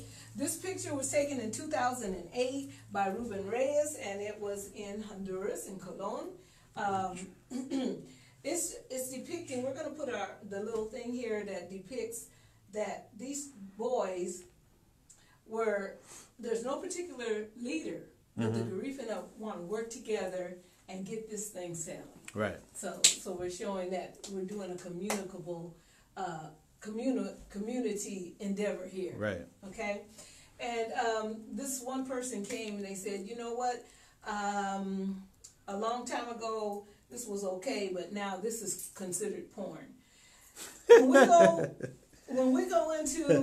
go into, or we go into a another type of museum, they're naked. There's no frontal here, so this is staying. Hallelujah. Yes, I mean, serving. This is part of our culture. We can't necessarily change that. I mean, exactly. Why? That's where they call us beasts. Right. Okay, and that we're savages and that type of thing. We rely on that mentality. They're not coming in here with that. Right. Right. I have to pull out my machete. Yeah. Not coming in here to take anything. Yeah, you got to pull out the cutlass on that. I mean, this is part of our culture. That's like insulting our culture, but they wouldn't know that because they're too westernized in their mentality to thinking that this is how people express themselves. I may have an American accent, but I know how to use my machete. Okay, so here we are, Garifuna in Peril. Right. That's the movie by That's Ruben. the movie that you're going to buy. Right. And we do have it here. Okay. This is, I don't know if you can zoom in. This says the shipwrecked Africans escaped. They're jumping off the ship here. That's a story my mom told me. Okay. And the other story was that, this one is shipwrecked. My mom told me that they overtook the ship. I'm sorry, I have to get that together. Okay. This shows our, our food, our cassava, our fish, banana, our drums, conch shell. Everything is all listed here in parts of our culture. Okay. This is, I need a pointer or something. Okay, with Don Justo Flores, he and Miss Chris Ellis, they put these albums together. Most of these, Miss Chris Ellis, what happened is in Wilmington, my father's from Africa. Your father's from Africa? Yeah, Ethiopia. You're Ethiopian. We're going to get a little deeper into that. You're that's what from he was telling us. So Amara? Which ethnic group in Ethiopia? We're not going to get into that right now. Because I was looking at you. I was looking at your features. I'm like... You can see it. Yeah, like... around here, yes. Ethiopians have a certain phenotype. He's from the Garobi tribe. So what he told my mom, he said... all these Garifuna people are coming here. We don't want them wandering all over. Why don't you get the girls and get something together so that we can get some money together, and then when they come into town, they can find somewhere to eat, a place to lay their head, and then we help them find jobs. Right. So this started at my house in the 60s, the late 60s. And so my mom, Estefana Martinez Johnson. Okay. She called Aunt Chris, and Aunt Chris's sister name was Kaya. She got them together. They got to the house, and they said, so we're going to start making these meals and stuff. So what they did is they started singing and playing the drums, and then Mr. Huso came later, a little bit later, okay? And so they were playing the drums and everything. They would have different dances at the Contempo and in different places. They made money, and they were able to help the Garifuna that were coming in get established. This is a long time ago, okay? So when it first started, my dad dropped out, and then my mom dropped out as the years went by, and then it ended up into the Garifuna settlement. Celebration here in Los Angeles. Not the celebration, but the group, group of people. Okay. So they still had dances and stuff. So my Aunt Chris Ellis from Stan Creek, she ended up the Queen Garifuna. Just so proud that all these years I was a part of that, because they were in our home in Wilmington, and then it evolved, and now, you know what I'm saying? So now it just ended up so where the celebration keeps going on from grassroots people. Okay. Okay? And so, like I said, Don Justo came a little bit later. This is Bill Caetano up here. He lives in Gardena, and he wasn't actually in the band, he said, but he would help out. You know, they always call, come on up, play the drums. and that type of thing. I don't know everybody's name, and I want to ask Ben if that's him. So give us a timeline. What year did these albums? Okay, let me see. I think it's the late. I don't know when the album came out. It might have been in the 70s. Okay. Early 70s. 69, 70. It was in the 60s, late 60s when they first got started. Okay. I'll show you in the other room. Okay, so then we have some obituaries, and then we have some of the folklorio and all the things that they established here in this museum. And they had a lot of, they had the Garifuna, I'm sorry. Oh, this is upside down. They had the Garifuna Culture Night, and those type of things established here. They had classes here, teaching Garifuna, and they already started again. Okay. Okay, and they also have it online on Facebook. Okay. Several Garifuna teachers are doing it on Facebook. Okay, this is our card for the Garifuna Apparel. That was in 2012, like I said. This is what I went to check out, this cave in Labuga. There's a cave in Lagua? What is it called? Ganga. Is it called Ganga Waldagi? Something to that effect? I'm not sure on the pronunciation on that. Hiyurua. Okay. Cave of the Hiyurua. Okay, this used to be where we would do rituals. The good ceremony. Yes, and different rituals. Okay. So they would go down there, the Bouye. Okay, they would go down there, but it's not under Garifuna rule anymore. Okay. It's a hotel. It's a hotel. Little by little, they're taking everything that we have. Okay, so I went to try to go there, and I talked to this young man named Tomas Sanchez, but it was already time for me to go, so I didn't get a chance to go down there. Well, we're outnumbered in La Buga, Yes. from what I understand. Because I know there's a Maya. Oh, big Mayan presence. Right. I mean, that's their land. That's who watches my land. Yeah, that's the Mayan. That's their territory, really. I mean, Well, we got that's there. A Garifuna village. That's the Hiyurua is a Garifuna village? No, Labuga. Right. It's Right. a Livingston village. is. Yes. But before we got there, because Okay. that was established in 1802, I believe. Okay, 200 years, yeah. That would sound... But before that, they were the one that was there. Okay. The Mayan And and, we the are Kechkesh, outnumbered. there was some other indigenous group there Okay. before we got there.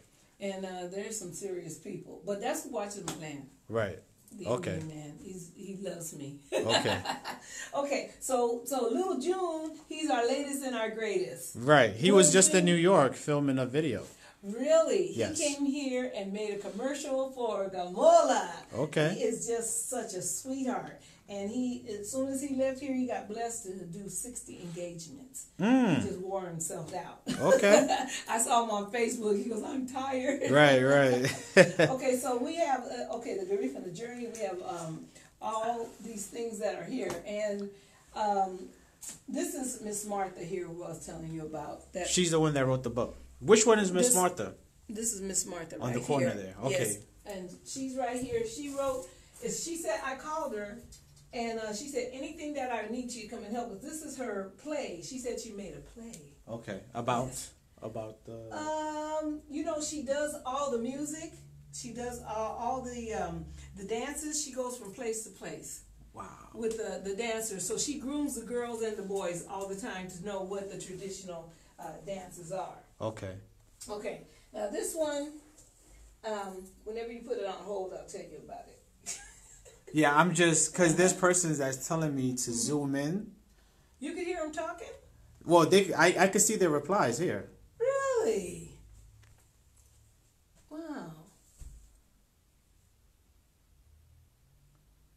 So they're asking me, I could see their, I'm going to reply to them later. Okay. But I see people from Uruming, some brothers from Guatemala and Belize, because this is much of what I do. I try to educate other people about the Garifuna culture and history through Facebook. Oh, okay. And I use different mediums like YouTube It's I'll about get all your education. information. Okay. Also, what I want to say about as far as Urume, when we were exiled, Right. they said no one could speak Garifuna Right. as after we were exiled from that place. There were some persons that spoke, but they moved them all the way up to close to the volcano. The last person that was fluent in Garifuna was in the 1950s. Really? And That's after not that long person, ago. exactly. There's a book which I believe I'm gonna end up getting to you guys. I'm gonna donate. It's called The Black Carib Wars, I think we have that. and that book has like the persons that signed the treaties that we were talking about earlier. Yes. They have the signatories. A lot of them were Garifuna names Okay. on there. I don't know exactly where everything is right now, but I believe we have that. Or Ruben has it. He came and borrowed it, maybe? The name of the author is Chris Taylor. His father did a lot of ethnology, ethnohistory work Oh, in the okay. Les Antilles, in Dominica and in Urume. Okay. I'll have to look on my, okay, another thing. Carib, Black Carib Wars by Chris Taylor. Chris Taylor. Yes. He's a writer. He's currently a writer in New York for Al Jazeera, I believe. So this person is still alive. He came out with that book back in 2012. Okay. Somehow I could ask Ruben, because he's going to come and we can ask him all the questions. Okay. If you need any more cards, we have cards right here. Okay. This is great. Okay. And the times are on there also. Okay. Okay, so we have Thomas Vincent Ramos, 1887 to 1955. There was something I wanted to tell you as you put it on pause. Let me know. Hold on a second. Okay.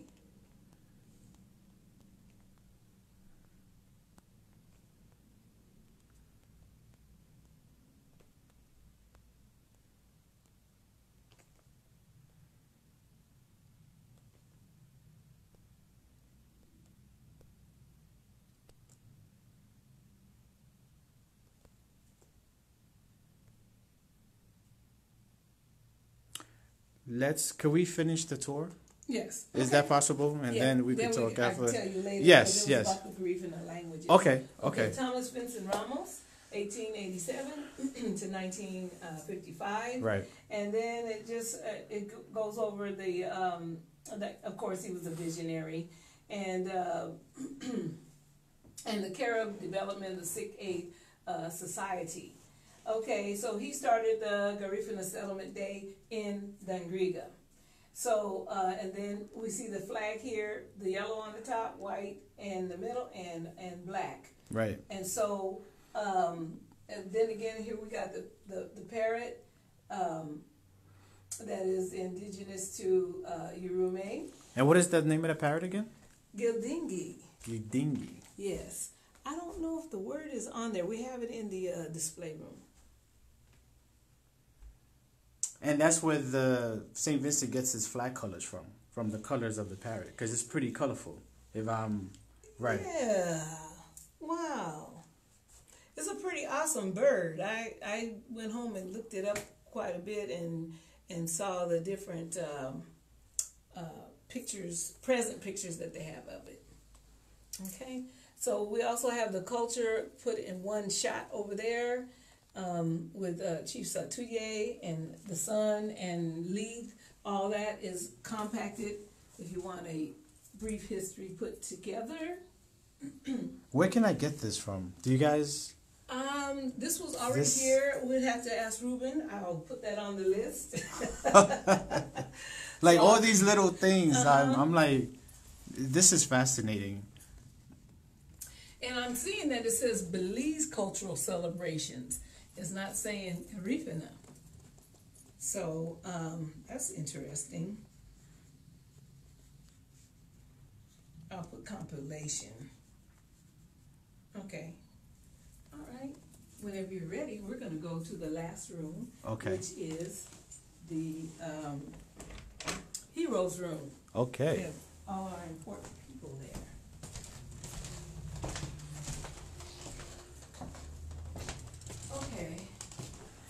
this is our heroes wall. And see, it still just says Don Justo Flores. Now, I'm really interested in that Isabel. Okay. He's the drummer. Isabel is a drummer. They must be related somehow. Okay. Now, okay. All right.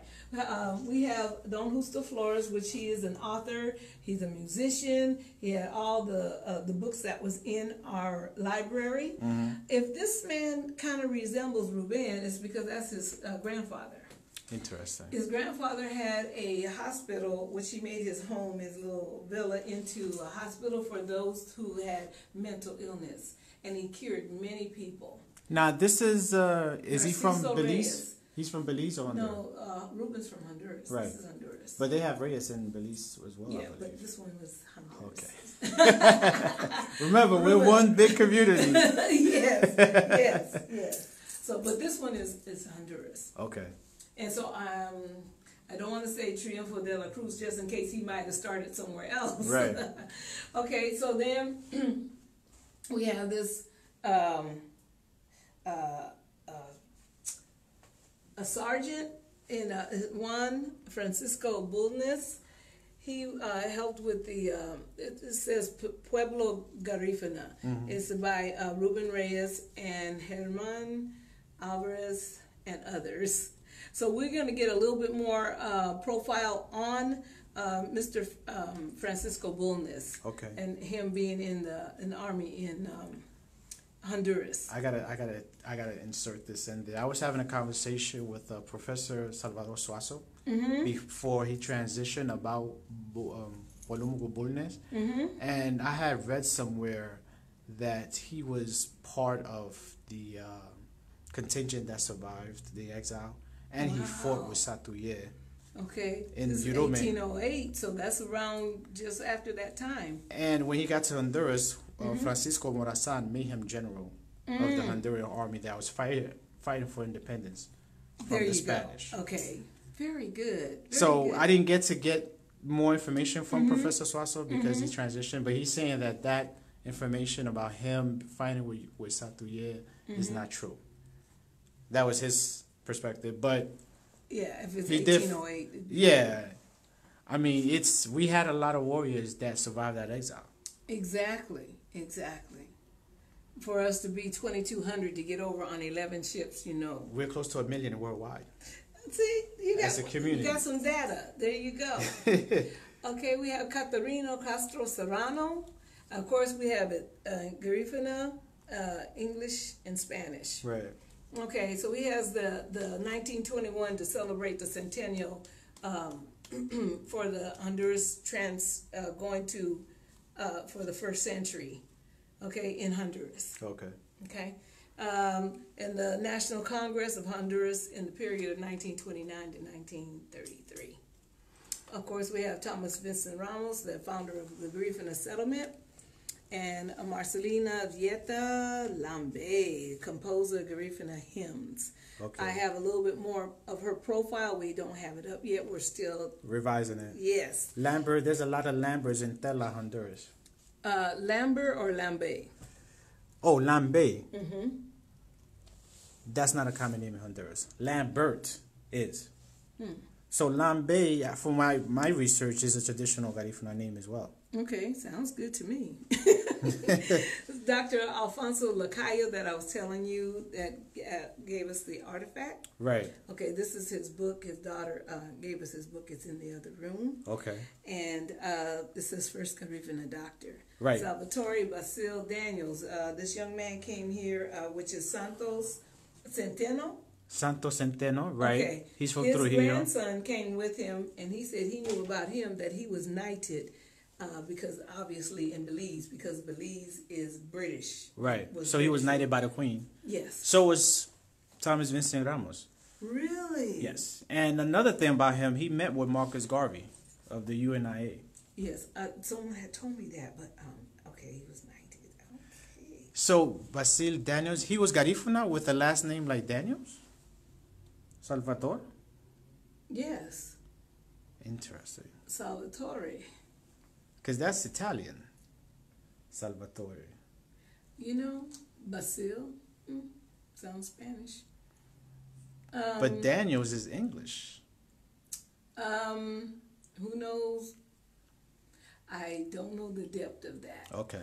Okay. I know he's Garifuna though, because I could tell by his phenotype. There's a lot of persons in the community that have. Yes. My mother's Martinez. My dad was Johnson, and here I am.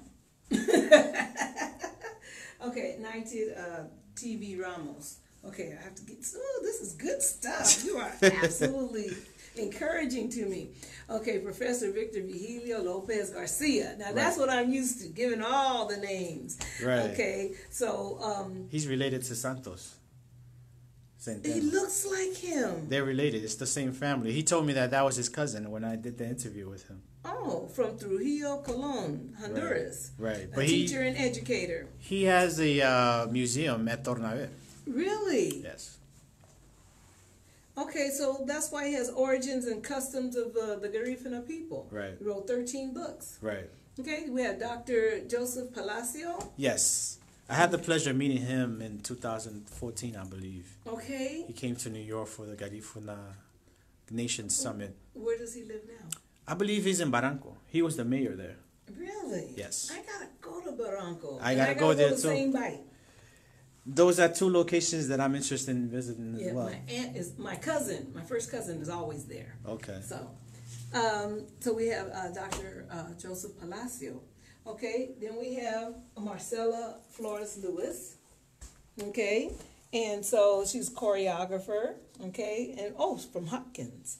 A lot of history there from what you were telling me. Yeah, there's a lot of Floridas in Hopkins. Mm-hmm.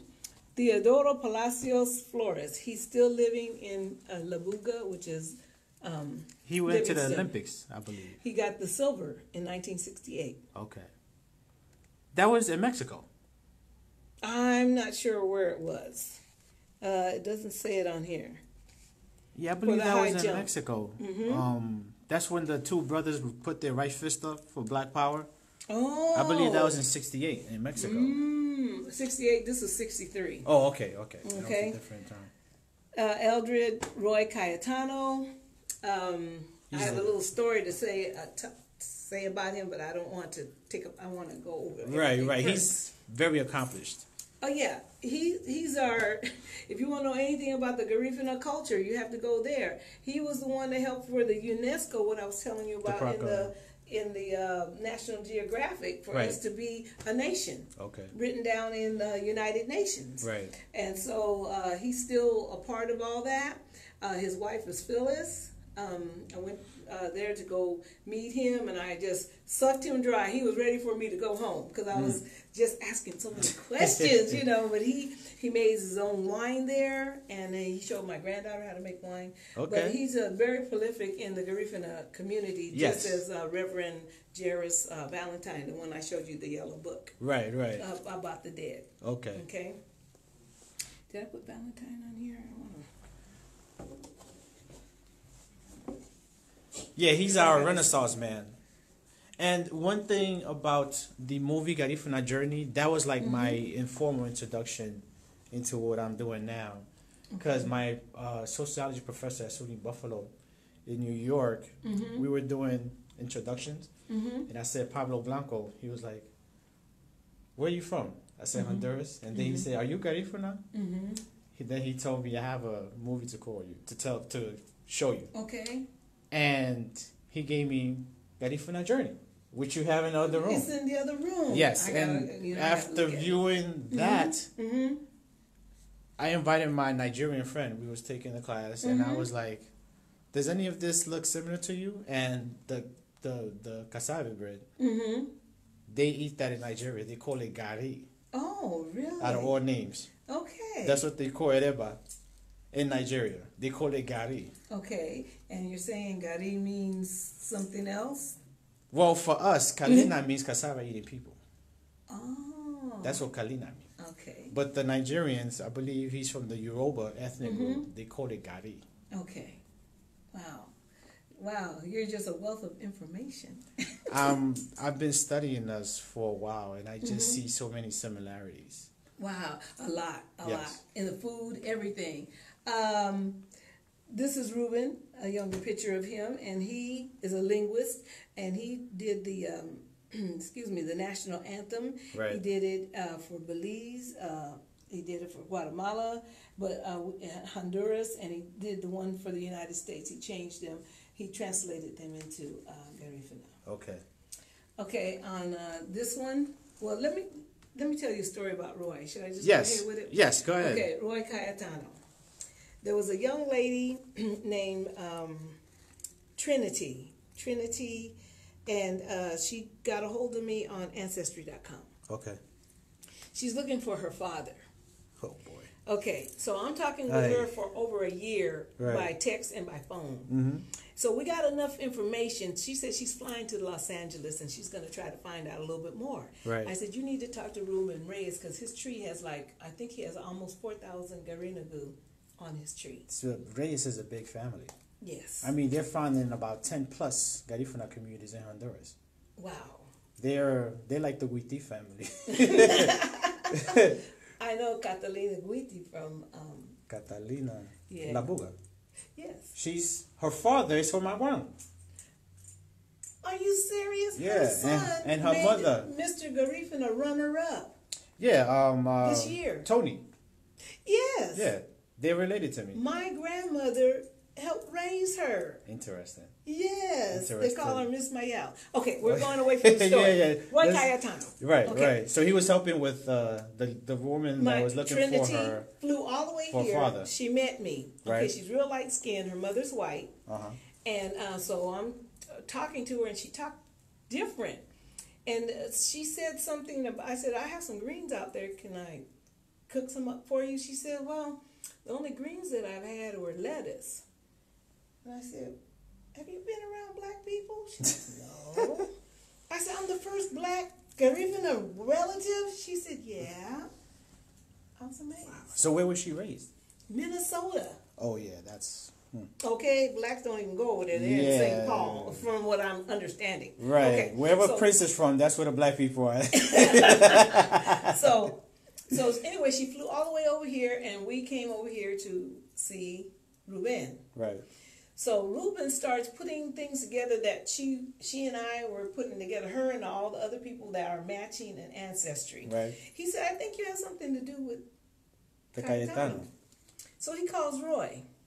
Roy says, yeah, in 1944, there was about 800 Garifuna people, or Belize, people from Belize that were sent to the United States to help out before the war or something to do here in the United States. That's when his dad was here. So I thought they came to the states in the South, like Mississippi, Alabama, because they were... This was Virginia Beach, North Carolina. Interesting. Yeah, that's where they sent him, North Carolina. That's where this man was born. Her father, which she doesn't know who he is, right? So she found a relative of his that was her first cousin. And that's how he figured it out. So Roy said, my father was there around that time, so they'd be about the same age. So the girl, I took pictures of all over his house. I was there. I went personally to his house and took pictures of everything so this girl could see her family, and he's telling their family history. Right. She didn't know she was Garifuna until she saw all these matches that came from Honduras or Belize. Right. Okay. So what happened, she found her father, and he said he'd been looking for her 10 years ago. He stopped looking 10 years ago. She's 43. Wow. So what happened, he said, people walk up to him and they said, you look Caribbean. He said that, always said that. He had no idea. He said when he was in his 50s, his mother was dying. And she told him on her deathbed, my husband is not your father. And she died. He's in his 50s, so he ain't worried about it. He goes, my family's my family. So when she found him, then they connected. Then she told him about this fantastic Garifuna family, this whole community. Roy, just this today is May. This is May. I think they came in April, just a few weeks back. Okay. His sister, he flew here to New York, got some other relatives in New York, another one from Seattle, and they all met with her father. His name was Richard Bryant. He had no idea he was a Cayetano. And he's standing next to the brothers. I couldn't tell Roy from him. I had to look real close and enlarge it. And they had their family reunion. It was like having a new baby in the family. I'm just so excited. That's amazing. That's amazing. I mean, thanks to the technologies, we could make these connections Exactly. online first and then physically. Yes. But we wouldn't do that without the technology. And this is allowing us to like relearn each other. And yeah, and here we are in Gamola. She was able to come to the museum so that she can get firsthand a concentrated contact with who her people are right here in Gamola. We had another person, two people that were adopted, and they're coming here to get their roots, to get more information on their roots. Gamola is important for people to come together and find the missing parts. well, in the context of, you know, family and history and heritage, the museum is an institution, the only one in America, and it's serving its purpose because you just gave me so much information about my heritage that I didn't know about. I mean, I thought you know, you can never stop learning, right? But it's like every week I'm discovering something about the Garifuna experience.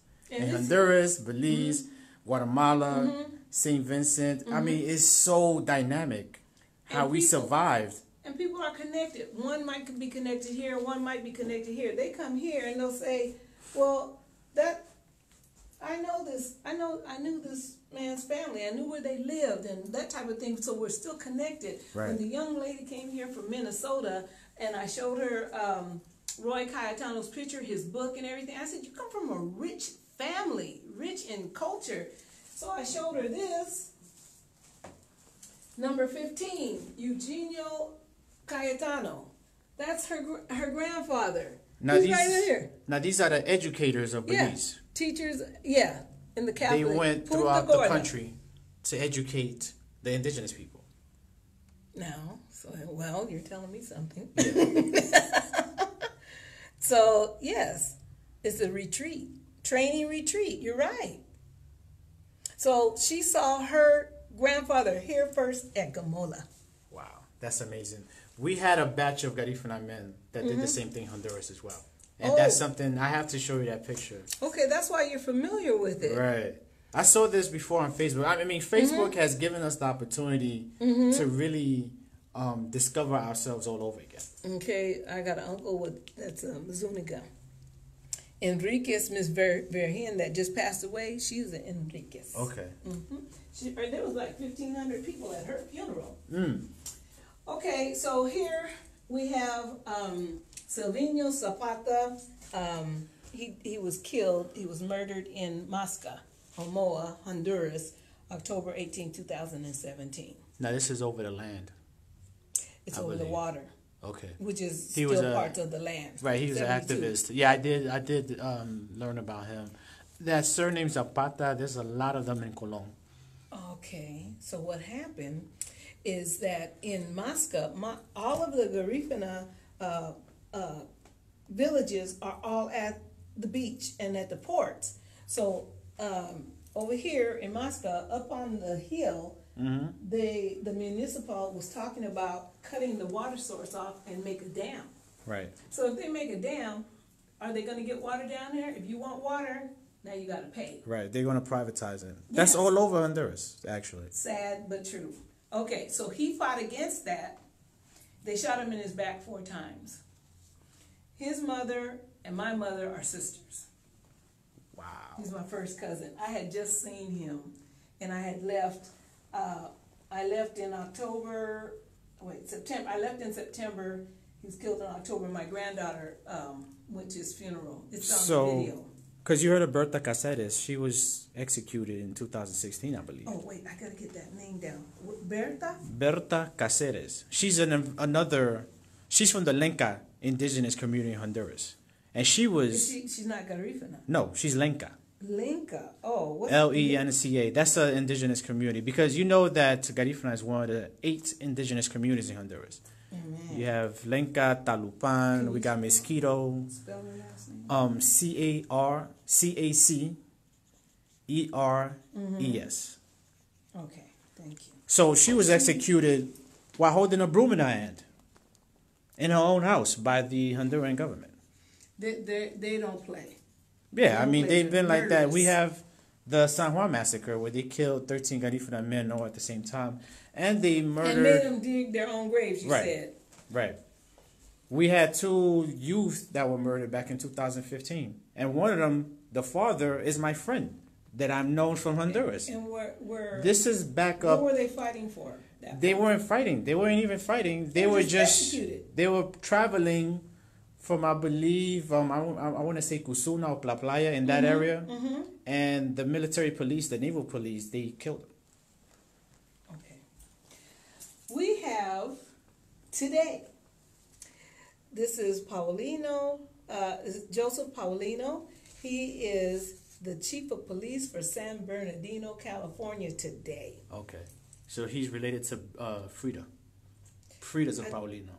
Oh, I don't know, but I don't know if you know my cousin Ambrosia.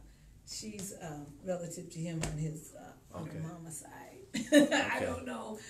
So you know Frida personally? Yes. I met Frida back in 2012 during Caribbean Heritage Month in Washington, D.C. She came here and she said, I can't believe how much, because she was here from, when they first started. Right. And she said, I'm really excited about the museum. And she wants to come back. Yeah, she's going to have the film festival tonight. Exactly. So I'm going to let her know that I was here. Okay. So the story I was telling you about my mom and my dad putting everything together in Wilmington, California, this is 1977. This is 1978. This young man, he's from Honduras. You know Domingo. Yes. I'm pretty sure my relatives, because my folks. He's there now. Have you ever heard of Zoilo Blanco? No. Zoilo Blanco lived in California. He was a real estate guy. He was, I believe, a millionaire. He owned a lot of real estate properties. Okay. He's related to me. He's from Aguan. I know a Mr. Blanco. He's very tall. He's in La Buga now. Okay. I don't know how tall he is now, because he should be very old. Because my mom would be 100. Okay. So he should be like 90 or 80, whatever. He's a very tall man, very tall and slim. You don't know him? No. I don't know that side of the family, because I know there's Blancos in Dangriga, and they're in La Buga as well. But that's the side that I don't know. Oh, okay. So when I said that they put everything together, there's my mom right there. Right. And Miss Martha, let's see, there's Miss Martha. She was a young lady helping out, doing this cultural events here to make money for the Garifuna people. This is my dad. Okay. Henry Billy Johnson. And then there's Aunt Chris again. We have Johnsons in Aguan too. They came from, I believe, the Cayman Islands or Bahamas. My dad picked up that name. It's not his original name, but we won't. Okay. Yeah, that's another story. We have here Ruben. Hello. Oh yeah, we're in the heroes room. Finally made it. Okay. I have a list of questions for you. Good job. Yes. I was able to watch. Were you seeing it? You was watching it? Yes, I was. Because we were doing live. We're on live. Some comments there. Okay. Good job. Do you hear my reference? We'll have to talk to Ruben about that. We got people from Urume watching. I noticed. Some people from Urume, some people from all over that's just interested in learning more. Yes. Wow. We need that trip that I was telling you about to Urume. We really need to make that trip. Yeah. Because of the names. Yeah. We still have some names. We still have names, some Garifuna names. They're like Barauli, Owea. They're still there. Means? Yeah, they're about to die. And she just told me that's where the Garifuna people went to jump off. Yeah, off the cliff. To die here. And that's what it means, to die here. Barauli means taken. Baruwali. Yeah. And that's a fishing village in St. Vincent or the leeward side of the island. I didn't get a chance to go there, but that's what they tell me. Barauli, a lot of people.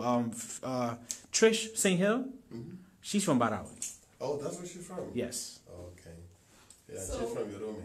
Go ahead, Cici. So we have Dr. Castillo here. Right. He's the founder.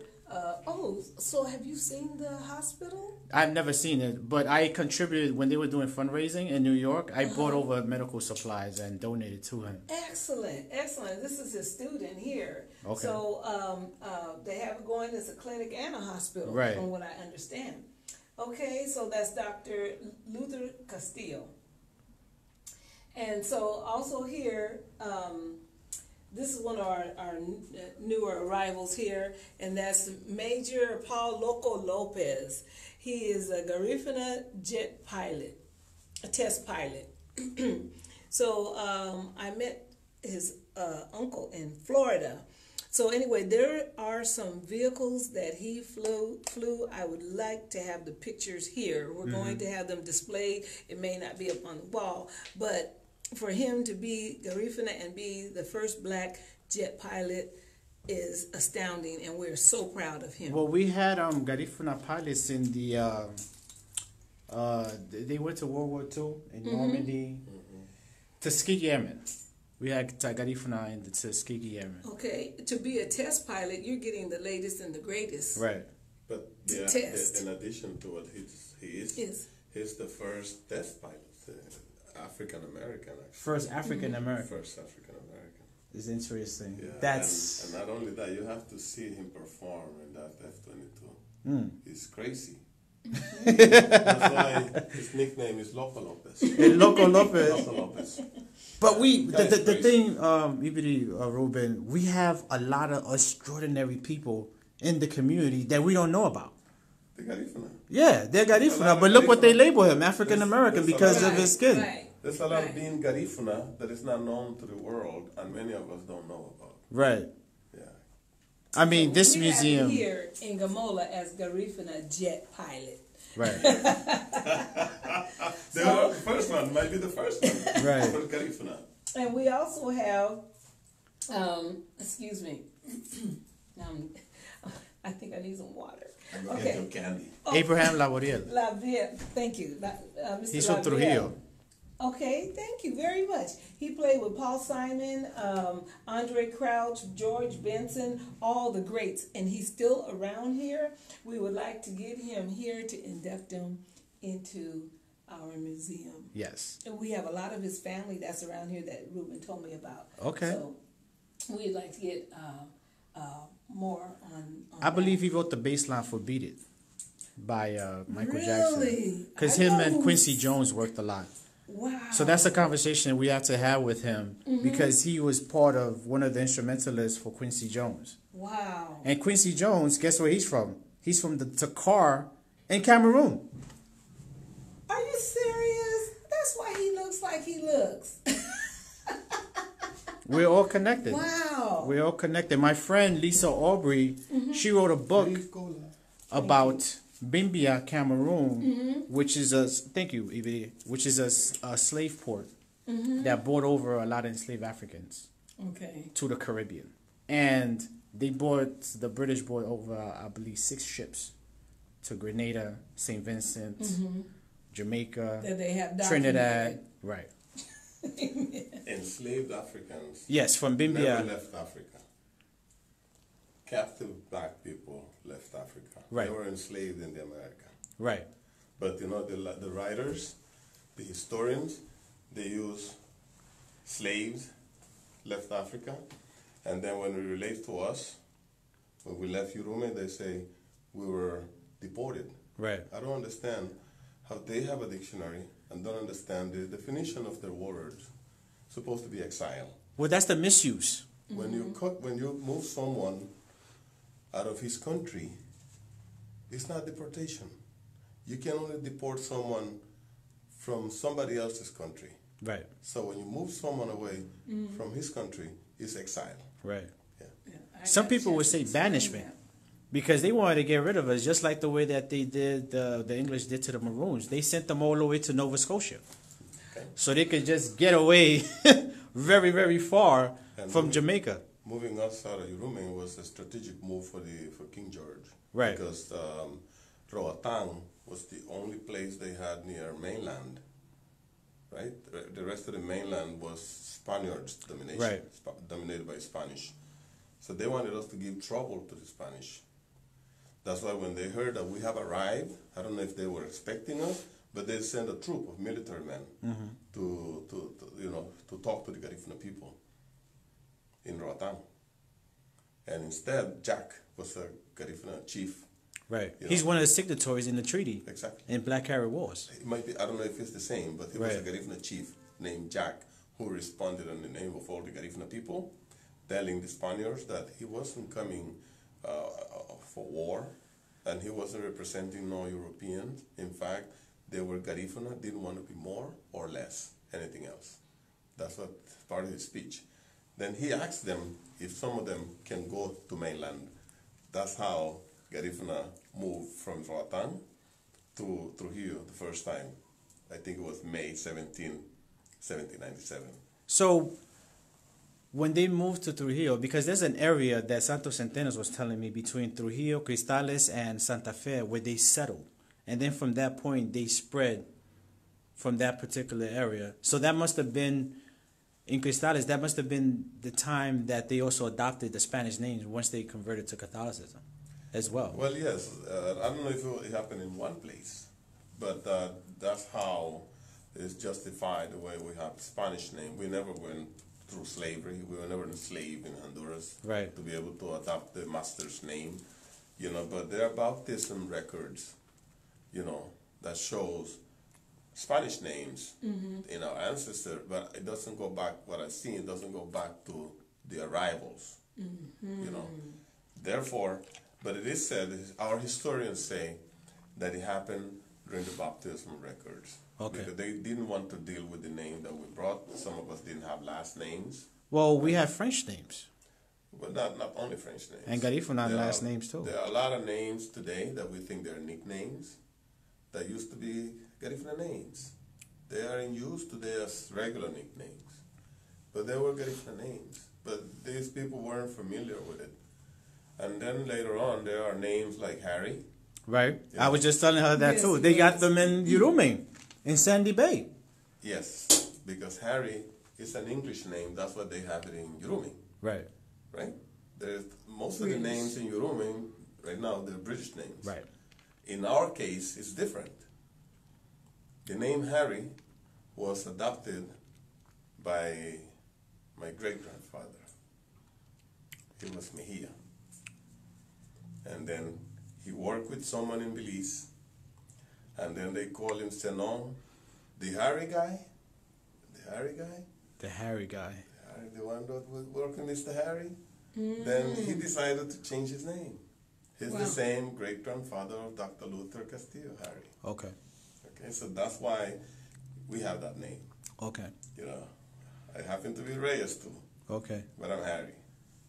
I just saw your grandfather, Yes. Narciso Narciso Reyes. Narciso Reyes. Now, First- what part of Honduras is he from? Was he originally Triunfo de from? la Cruz. He was born in Triunfo de la Cruz, Okay. and he died there. Okay. Yeah, but outstanding man. It's known today throughout all the Garifuna community. They know about my grandfather because he made a lot of good. He cured a lot of their relatives. Yeah, he was a unique man. He knew how to cure mental illness.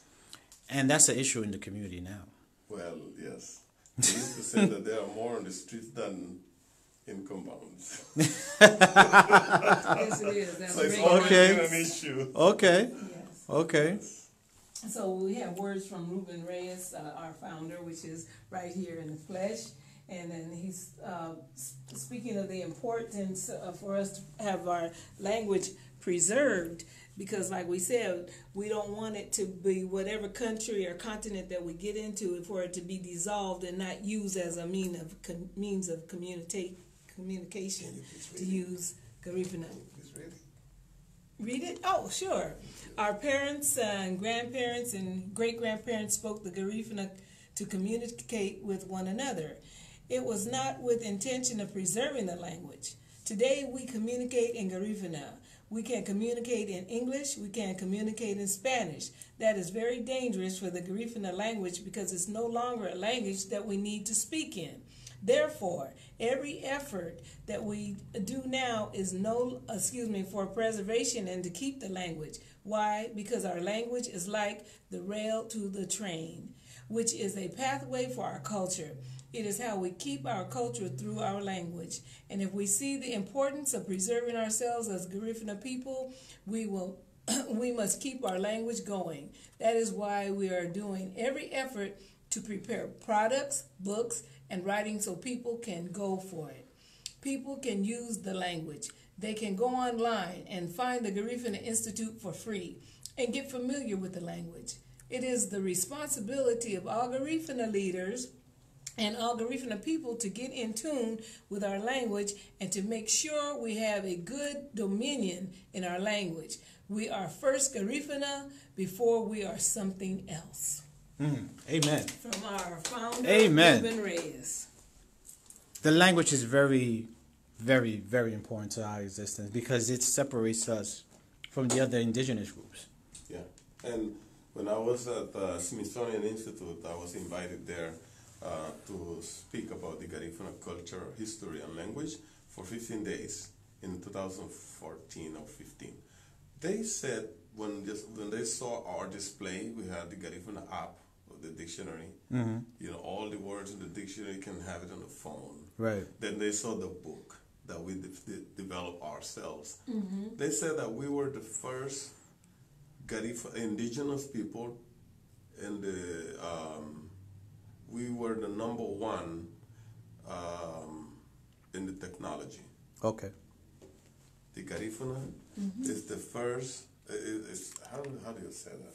We should be in the Guinness Book of Records for that. Garifuna people are the most advanced technologically. Are the indigenous, the most advanced indigenous technologically. Right.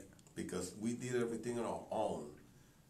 All the others, somebody else had to do their books, Right. their dictionary. So it's not really theirs. Well, somebody did it for them. Right. See, that goes It's back. theirs, but not by them. That goes back to our entrepreneurial and thirst. We always had that ever since human because I'm reading. There's a book. I forget the name of the book. I think it was the Journals of the Caribbean where we were millionaires in St. Vincent. And then she compared us to our industriousness.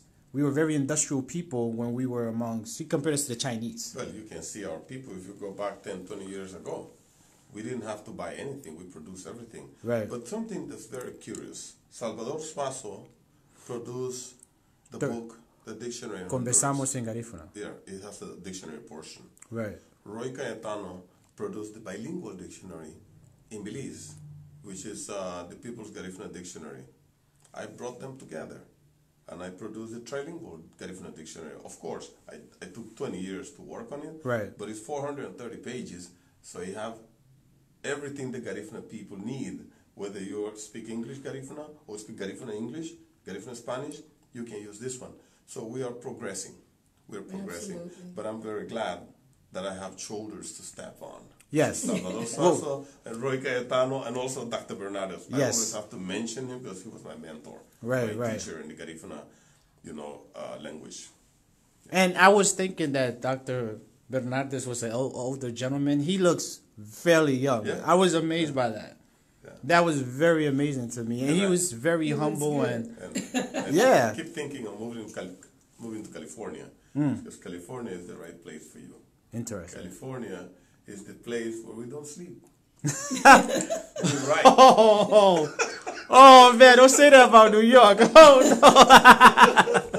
Yeah. You were about to start something. We You're don't gonna start sleep. something. They probably won't let me go to New York we now. can't What's sleep a he lot. saying? We can show we don't sleep because we write and we got books to show for. Oh man, you starting some trouble now. He's starting some trouble. I'm too far Library from in the East California. Coast. Okay, I would like to make a correction here. Oh, please. Yes, brief correction. And it's very important. Right. Brother Roy Cayetano Right. share the same family tree. He's Reyes also. Oh really? Yes. Because there's a lot of Cayetano in San Antonio, in Santa Fe, in Honduras. His grandmother is Reyes. Okay. Yeah, and his grandfather is Cayetano. Okay. That's why he is Cayetano. I see. Now, he's the one that translated the Belize national anthem Okay. into Garifuna. Okay.